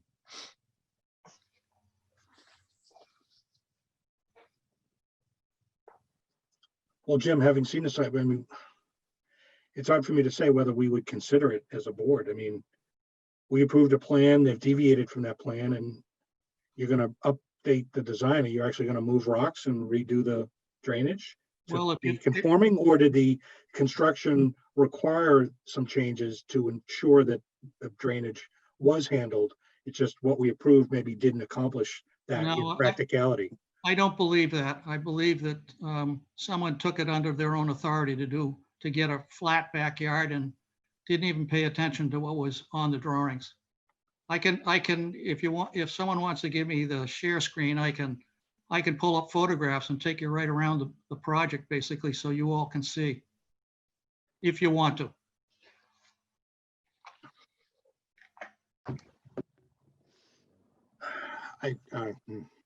Does it matter what it looks like now? If we know it's not in conformity and they're saying it's not in conformity, do we? And they're going to go keep redesigning and changing it. So, or not redesigning, we tell them it needs to get in conformity with what we. Yeah, I mean, you know, basically, you know, it's not in conformity. Greg's right. Contractor took it upon themselves to say, oh, this is going to be better. My clients aren't using that as an excuse. You know, they're responsible. They're here tonight. We just think that the most practical way is to do an engineering redesign, and we're not looking to do an engineering design to say, oh, we're proving to you that the way it is right now works. It doesn't work. So we want an engineering design to create the swales out back with the way it is now to make it work, rather than going up and digging up the driveway and everything to build a wall out back, because that's just going to be a huge expense and make a mess of the property to do that. So we know we need to do more work there. We're not like saying, hey, we made a mistake, we can skirt the mistake by just getting a change and not No, they're gonna spend a lot of money to fix this, and they know they have to. They just think that that's the most practical way to fix it and make it appropriate for drainage purposes, which was the main concern of your board back there and the planning board. So my only issue with that, Brian, is you're right, that was our main concern, and that's why it was approved the way it was. Yeah. So practicality was really the consideration in our mind before it got to this point. If they have to spend money to get it to the way it was, is that really our problem? Maybe they have a claim against the contractor for not following the No, plans. it's not, but Fine. Yeah. But what I'm saying, there was Greg, there were plans for a reason. no, and I hear you, but this wall, which was a part of it, wasn't the reason for your drainage. This wall was for an aesthetic thing that they were doing back there. So the big thing that's not gonna, the only thing that's really not gonna get done here is the wall. And because it's not gonna be a wall, these contours will change to make the drainage stay all on the property and work with this swale. Well, that, never mind that wall for a minute, but the stairway that's right there, Yeah. it's all redesigned so that a door can go in from the side into the garage. It's not, it's different. Yeah, okay, you're right. It moved toward the rear the rear abutter basically by at least 6 feet. So let's look at that. I think you're right. So if the board could take a snapshot of this in their mind. And then, did that plan switch? Can you see the new plan yet? Yeah. Yeah. So change Yeah. it a little bit, right, Jim? That's what you're Yeah. talking about? Yeah. Yeah. Because this is the as-built. But that wall is still there. I mean, this is, It's moved to get in the garage basically, so they could put a door in the side of the building. yeah, I mean, again, it's up to you, but I think that this is more of a, this wasn't really, that was put on this plan just to make it work. I don't know if it was put on for like an aesthetic feature that the board was like, wow, we really want it to be shaped this way. No, I think what happened is, and this happened once before, basically, was windows were changed, decks were changed, the internal design of the building was changed, therefore the external aesthetics of the building were changed. And here's another place where, in fact, changes were made in the field. We never got notified, basically. Mhm. And not that I don't think it would have bothered anybody if it got changed, but why bother come and talk to us? So now we're here. Yep, I understand. I don't disagree that maybe it should go through, get a real engineer basically to look at how to fix this. So we end up having a compatible situation, because we'd gone through this with the neighbors. We've gone through this with the owner. It was clearly stated in the decision that, and the reason, normally we don't ask for a final grading plan, but we asked for it here, and Chip, I think, was the one that asked it, was concerned that it wouldn't be done properly. And here we are, it's not done properly. And that's why we asked for an existing condition plan. And even the existing condition plan, if I was, take what's been given us to date, it's very difficult to read that plan, because it really hasn't been laid out similar to this. So it's just a bunch of spot grades. And I'd be damned if I'm going to sit around my house basically and connect the dots. Oh, as opposed to contours, like the other drawing? Yeah, Yes. those are just, yeah. Yeah. So Brian, I mean, you're looking for us to give you direction as to how to proceed, to go do that, to go engineer it to make it work, and ensure that this drainage and whatever other changes, I mean, having to put fences on walls, so be it. But landscaping, make sure it complies, get things where they need to be. And if there's a punch list of where they deviate, then some surety that it'll be done, taken care of in the spring, so that it matches what we approved. But the engineering, yeah, I think it needs to happen. Oh, it has to happen. No, and my clients know that, because they need to make sure that it works for themselves, just for their liability. So yeah, so that that we're looking, that's what we're looking to be allowed to do, and hopefully it can work. But that will have to be redesigned by our engineer and then reviewed by the town engineer and reported to your board. And realistically, is it going to happen with a foot of snow on it, or is this gonna delay things out into the spring? Oh, no, this can happen. Okay, okay. It can happen. Yep. I mean, because, you know, it can be designed. Does this have to go back to the planning board too? Yes. Yeah, because they had the same condition as you. Okay. Messy. Okay. All right, anything else? No. Other board members? Do Okay. we don't have to continue this, right? How do we, does he No, just kind of? no, I guess, you know, I think, am I hearing that, you know, we should go, but we kind of have like, you know, yeah, go back and try to redesign this to make it work and show it? Yes, from my perspective. Yeah, I'm on board with that too. But I also want to, I want a list of materials that basically are yet to be installed, planting wise. Yeah, yeah, inventory of the landscaping. Yeah, you may have to use a snow blower to find the stuff. Well, you have some pictures you can help us with, right? Yeah. Yeah. And what's the thing in the front? You said that the drain that isn't installed yet? This area drain. Not a big deal. That's not subsurface? It shouldn't have already been in by now, or no? No, that can go in. It just hasn't been done. Would have been nice if it was done, but it can be done. Okay. It's basically where all that swale water goes down on that side and ends up there to drain away. Under the driveway and into that drain, yeah. Okay, so. Yeah, this is another matter, Amy, to your point. There's nothing to continue. It's just an update and are they headed in that direction and any other input from the board? So Yeah, we're gonna get the redesign done, and as soon as we do, we're gonna submit it to you in the town engineer, and we'll get to the planning board as a minor modification for both, because they retain jurisdiction to make changes like on this, like you did. So are you asking us tonight? I guess I'm still confused to tell you that it is a minor modification? Because I mean, I don't get why you can't, what direction you're looking for. We know it has to be redesigned.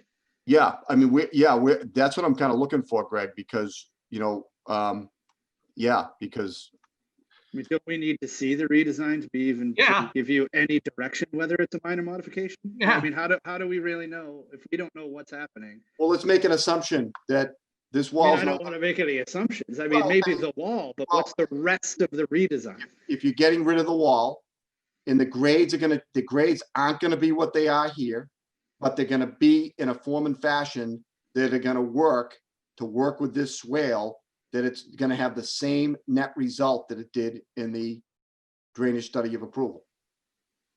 Yeah, To but be honest, I'd want to see something before I make any assumption or make any even indication on whether I would. I mean, I don't want to speak for everyone else, but I would need to actually see something before I can give any indication whether it's actually. no, I agree with you, Greg. We're not doing this in the blind. yeah, I mean, again, right. I think we're in agreement. I mean, yeah, put the drain in, take an inventory of landscaping, but that'll be made whole. If the fence need to go on a wall, I would be inclined to say, yeah, that's minor, because it's just more of a safety code thing and that doesn't really alter the site really. Yeah. But this swale and on the right side property, you know, being done the right way, I think we'd have to see him to make sure that we were comfortable saying that's really minor. And again, the net result is if we didn't feel that way, you'd have to reapply, right? As a formal modification to that plan. Yeah.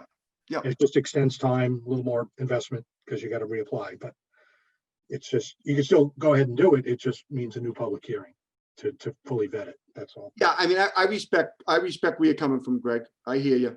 I think I'm gonna be optimistic. I think, you know, that And I think the real reason I'm saying that is that was one of the major discussions around this entire project, and then to come back and say, well, it really wasn't done as designed and planned, but if you take my word for it right now, before we redesign it, it will be a minor mod. I mean, that's kind of hard jump to make.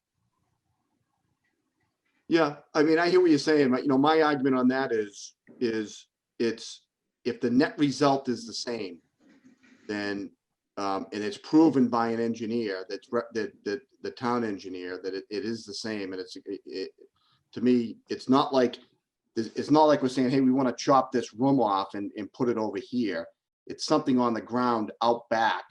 Agreed, but that affects net nobody. results are the same because you put a 15-foot hill back there to get the net result the same. So it's how we get there. I mean, we don't know how. You know something? I hear you on that. I get you where you're coming from on that. I think what you're saying is, yeah, as long as something not radical is done back there, then it possibly could be a minor modification. Yeah. Okay. I mean, that's fair. Okay. Thank you. And no set timetable. It'll take as long as it takes, and it likely won't be the January meeting, but it'll be when you feel you got something. Well, we're going to come back to us. We're going to get an engineer on this right away. So for sure. Okay. All right. Anything else, board members, before we close this one? No. Okay. Oh, go ahead, Jim. Yes. Nope. I'm all set. Okay. Okay, good. Let me just ask, Mr. Chair, if I may, DJ, do you have anything to add on this, or are you good where we are? No, I think I agree. Hello, everyone. I think I agree with all of the things that have been said. The only thing I like to add is, maybe request the board to consider, I don't know, a temporary CEO with a bond or something, because the folks that are buying the house, they are, in a dire situation at this time for housing. They have a concern.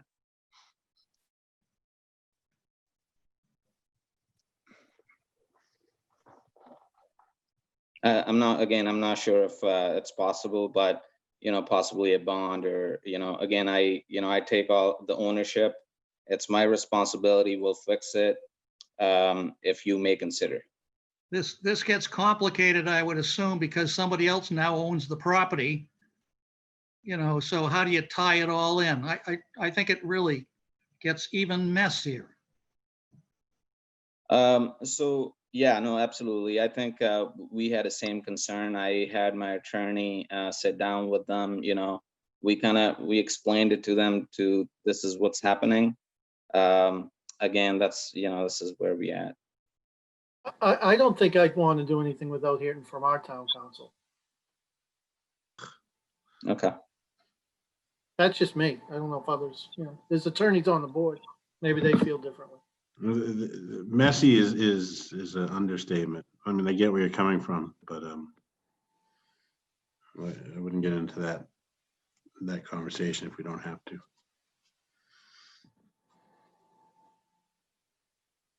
Yeah, I wouldn't be inclined to go there as well. I think we need to see this. Okay. As quickly as you can pull it together, Brian, and the team can do what needs to be done. Hopefully this doesn't go too much farther, but in longer time-wise, but. Yeah, I mean, I think potentially, if the board determined it was a minor modification, and again, that's an assumption, then the board approved it, perhaps at that point, the board would consider a bond or surety that the work was going to be done, and an acknowledgement by the people buying the property that it was going to be done. I would work with town council on that to make sure that the town was protected. I think I would feel more comfortable with that, at least having seen what the plan would be reviewed and approved by our town engineer. And at least we knew what we were going to get that was going to make this right. And there was some protection around it. I think not knowing that makes it hard for us to make that commitment, for sure. Okay, that sounds good. Thank you for considering it. Thank you. Yeah. Okay, anything else? Okay, so you'll let us know, Brian. You'll send us something in advance of the, whatever meeting when you've got something. Okay, thank you. Thank you. All right. Thank you. Thank you, Thank DJ, you. man. Yep. Merry Thanks, Christmas. Steve. Merry Christmas. You too. Thank you. Okay, Brian, you're on the next one too, right? This is Just the turning the last one. page here. 19, our last other matter, 19-35 and 3612 Lafayette Street. Deborah Ann Goldberg, trustee of Middlesex Black Realty Trust, to discuss possible modifications. Great. Peter, come out from behind the dark screen there. I'm still here. Oh, there you are. Yeah, you're hiding. So, members of the board, this is related to 12 Lafayette Street. which is the conversion to the 3-family across from the town hall parking lot, next to the church property, that sadly was subject to the fire. And to refresh your memory, and Peter will show, Peter, do you have the ability to bring up the plans? Or do you want me to? I do. Let me see where they're at here. So basically, the board might remember that we designed this and we put a lot of porches and staircases for access and egress purposes on the outside of the house. And the board recognized that that was needed. Jim McBain looked at it and there was concern about what the materials were going to be. Nobody was really crazy about all of that attachment to the house, but it was a necessity. And now what's happened is because of some code issues, is it going to be sprinklers, Peter? Yes, it's going to be sprinkle system. Now the client has decided to do a sprinkle system, so we can now get rid of all of that attachment to the house. So I think that this might be looked at as a positive modification for everybody. So with that, I'm going to. Am I allowed to share? Is it letting me? Oh, I'm not. I got to stop my share. Go ahead, Pete. All right. Let's see. Share screen. So here were the porches we were proposing, and to get a second means of egress from that second floor rear apartment, we were building a set of stairs down by using, and here it is in another view from the back. By using a sprinkler system in that area, we can remove this stairway in the back of the building. I still would like to keep the porches. I still like to keep the door so that this apartment has access to a deck on the second floor. We're taking that stairway there and putting it inside the building. There's still a back door up to the second floor unit. But both this unit here and the unit in the front will only have one means of egress, and that's allowable by the upgraded sprinkler system. So I guess what Brian and I are here to talk about is removing that stairway from the back of the building. And everything else is what you, inside we've done some shifting of where bedrooms are and kitchens, etc., but that doesn't affect the exterior of the building. Oh, you said you put the stairway in the inside. Yeah, would it help to see that? Would you like? Yeah, show it. Okay. Because it's not now serving, it would no longer serve as a form of egress. Correct. Peter, give me control.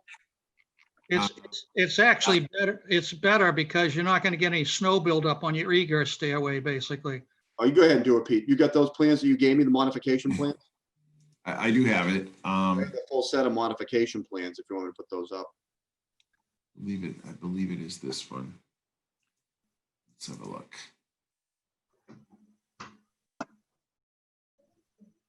So here you're seeing how we're, there's an area in the back here that is an existing footprint where it's in pretty rough shape. We are rebuilding it. We're not seeing it, Peter. Sorry. Am I muted? Sorry. We can hear you. We can't see the picture. Oh, I have to share. I'm sorry. Thank you. Caring is caring. There we go. There we go. Didn't mean not to share. We're adding there are a few steps in the back, a small stoop, if you will, to a back door, and then a flight of stairs that go up to the second floor. We're rebuilding this back section of the building that exists. Just structurally, it's really no good. So when you say you're rebuilding it, you're also putting a new foundation under it. Yeah, it doesn't. I don't even think it really has one, to be truthful. So when you're up on the second floor here, living room, kitchen, breakfast area, bathroom, laundry, you're going down a flight of stairs to the back of the building. Here's that door that now goes out to a deck. No stairs here. And then you go up to the third floor for the bedrooms. This is the back unit. And this is the primary access and egress. Now, Peter, that deck is a third shorter than you said it would be. Is it from the original? Yeah. because that deck went all the way to the end. Yeah, right there. It went Well, all. it did, but weren't the stairs in this section? No, they They were were back behind. they were tucked around the corner. Okay. I think we would just, I think, I don't know that that's an issue, whether if we can make it go. Go to the elevation, Peter. Scroll down the elevation. Yeah, we'll do. Here's the elevation. That's, it did So you come all the shortened, way. yeah, you shortened both decks basically back. I think part of that was this bulkhead, and two, there is some foundation here existing, so I can come up off of it. Yeah. I'm sure that had to do with us doing it that way. Plus, there, now it's a smaller entertainment deck rather than a way to get out. So I've taken a look at the plans and the elevations on this, and I don't see any issue basically for this board, quite frankly, from my point of view anyway. The front, I just want to see the back. Yeah, I mean, it cleans up the exterior a little bit with extra stairways that, again, by code aren't needed. Maybe right. I live there, might be nice to have, but they're not required, and the applicant wants to do it. I could certainly see that being a minor mod. Sorry to jump. Doesn't affect overall what's going on in this building and the intent to redesign it.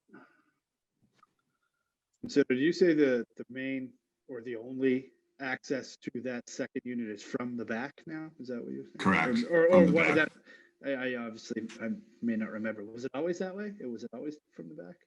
We would use this stairway right here. We would use as a means of egress. What was happening is we were having a hard time dividing the front from the back, cutting right down the middle, especially on the first floor. So there'll just be a walkway from kind of that long driveway they had. Exactly. There's a garage back there. Yeah, parking was in the back anyways. Okay. Yes. All right.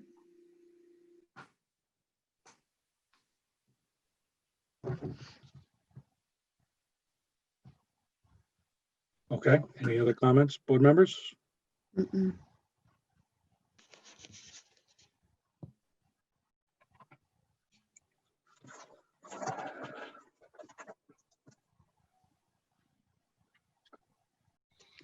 Nope.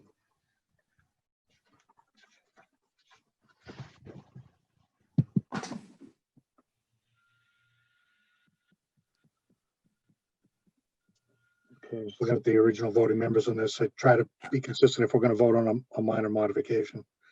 We keep the same, but Chip was on this, so I guess maybe Joe, you could step in here. Who's the other full member? The others were myself, Jim, Amy, and Mike. So if there's nothing else to discuss, I can make a motion that what's been presented, these plans will represent a minor modification to the approved plans. Motion. One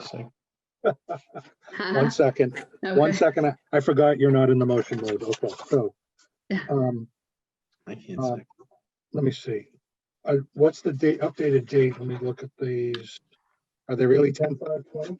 October 5th? Yep. Okay, I just want to make sure I have the right date. So I'll make, the chair would entertain a motion that the updated plans presented from Phoenix Architects dated October 5th, 2020 would represent a minor modification to the original plans approved by the board in the original decision. So moved. Second. Thank you. Any discussion? All right, so Amy? Yes. Jim? Yes. Joe? Yes. Mike? Yes. And I vote yes, so that is unanimous. Okay. So you have your minor modification. Thank you. You're welcome. Anything further? Brian, we're good? I think that was all the other matters on the agenda. Anything that was not previously contemplated? Anything else for us? No. Okay, board members? Oh, well, thank you. And Merry Christmas to you and yours, Brian. Yeah, thank you, Merry. Merry Christmas, Brian. Christmas, Brad. And Peter, whoever else is still on, I don't know who else. Yeah, and Peter and whoever else, yeah, might still be on. See you next year. Yeah. Yes. Happy holidays. Thank you. All right, board members, any board or clerk comments? I make a motion to approve the minutes of November 18th. Thank you, 18th. Second. Thank you. Any discussion? All in favor? Amy? Aye. Joe? Aye. Greg? Aye. Tom? Aye. Jim? Aye. Mike? Aye. And I vote yes. Thank you again, Gail. Well done. Thanks, Gail. Thanks, Gail. Any other Thank you. comments? Any other updates, board members? Just briefly, every year I take photographs of all the signage in the overlay district. And I've come up with at least 11 signs that have not gone through the process nor pulled a permit. So I've been in conversation with Ben basically as to how to handle this going forward. I've also talked with Steve a few months ago about this. So you'll hear more of it as we move along, but we're going to try to figure out how to deal with this at this point. Okay. Thanks, Jim. Appreciate you doing it. It's a good record of over time. Yeah. Especially as things do evolve and sometimes without going through proper channels, unfortunately. Okay. Anything else, board members? No. Motion to adjourn is always in order. I make a motion that we adjourn. Any discussion? All right, Amy. Yes. Yeah. Merry Christmas to all. Well, let's vote first, but I know where it's going. Yeah. Mike? Aye. Tom? Yes. Joe? Yeah. Greg? Yes. And I vote yes. Yep. Merry Christmas, everyone. Merry Have Christmas, a safe. everybody. Merry Stay safe. Christmas. Stay safe, and we'll be in Bye. touch. I don't know. We try to get together every year. We'll have to see what we could possibly do in the I new year. know. I don't know, but we will try. We will talk. We'll have to sit in someone's backyard. Zoom cocktails. Yeah. Wait for a warm evening and do something outside and socially distant. Maybe Right? later tonight might be good. Yeah. All right, everyone. Merry Christmas. Bye. Happy New Year. Bye. This- Good night. This meeting is adjourned. Good evening.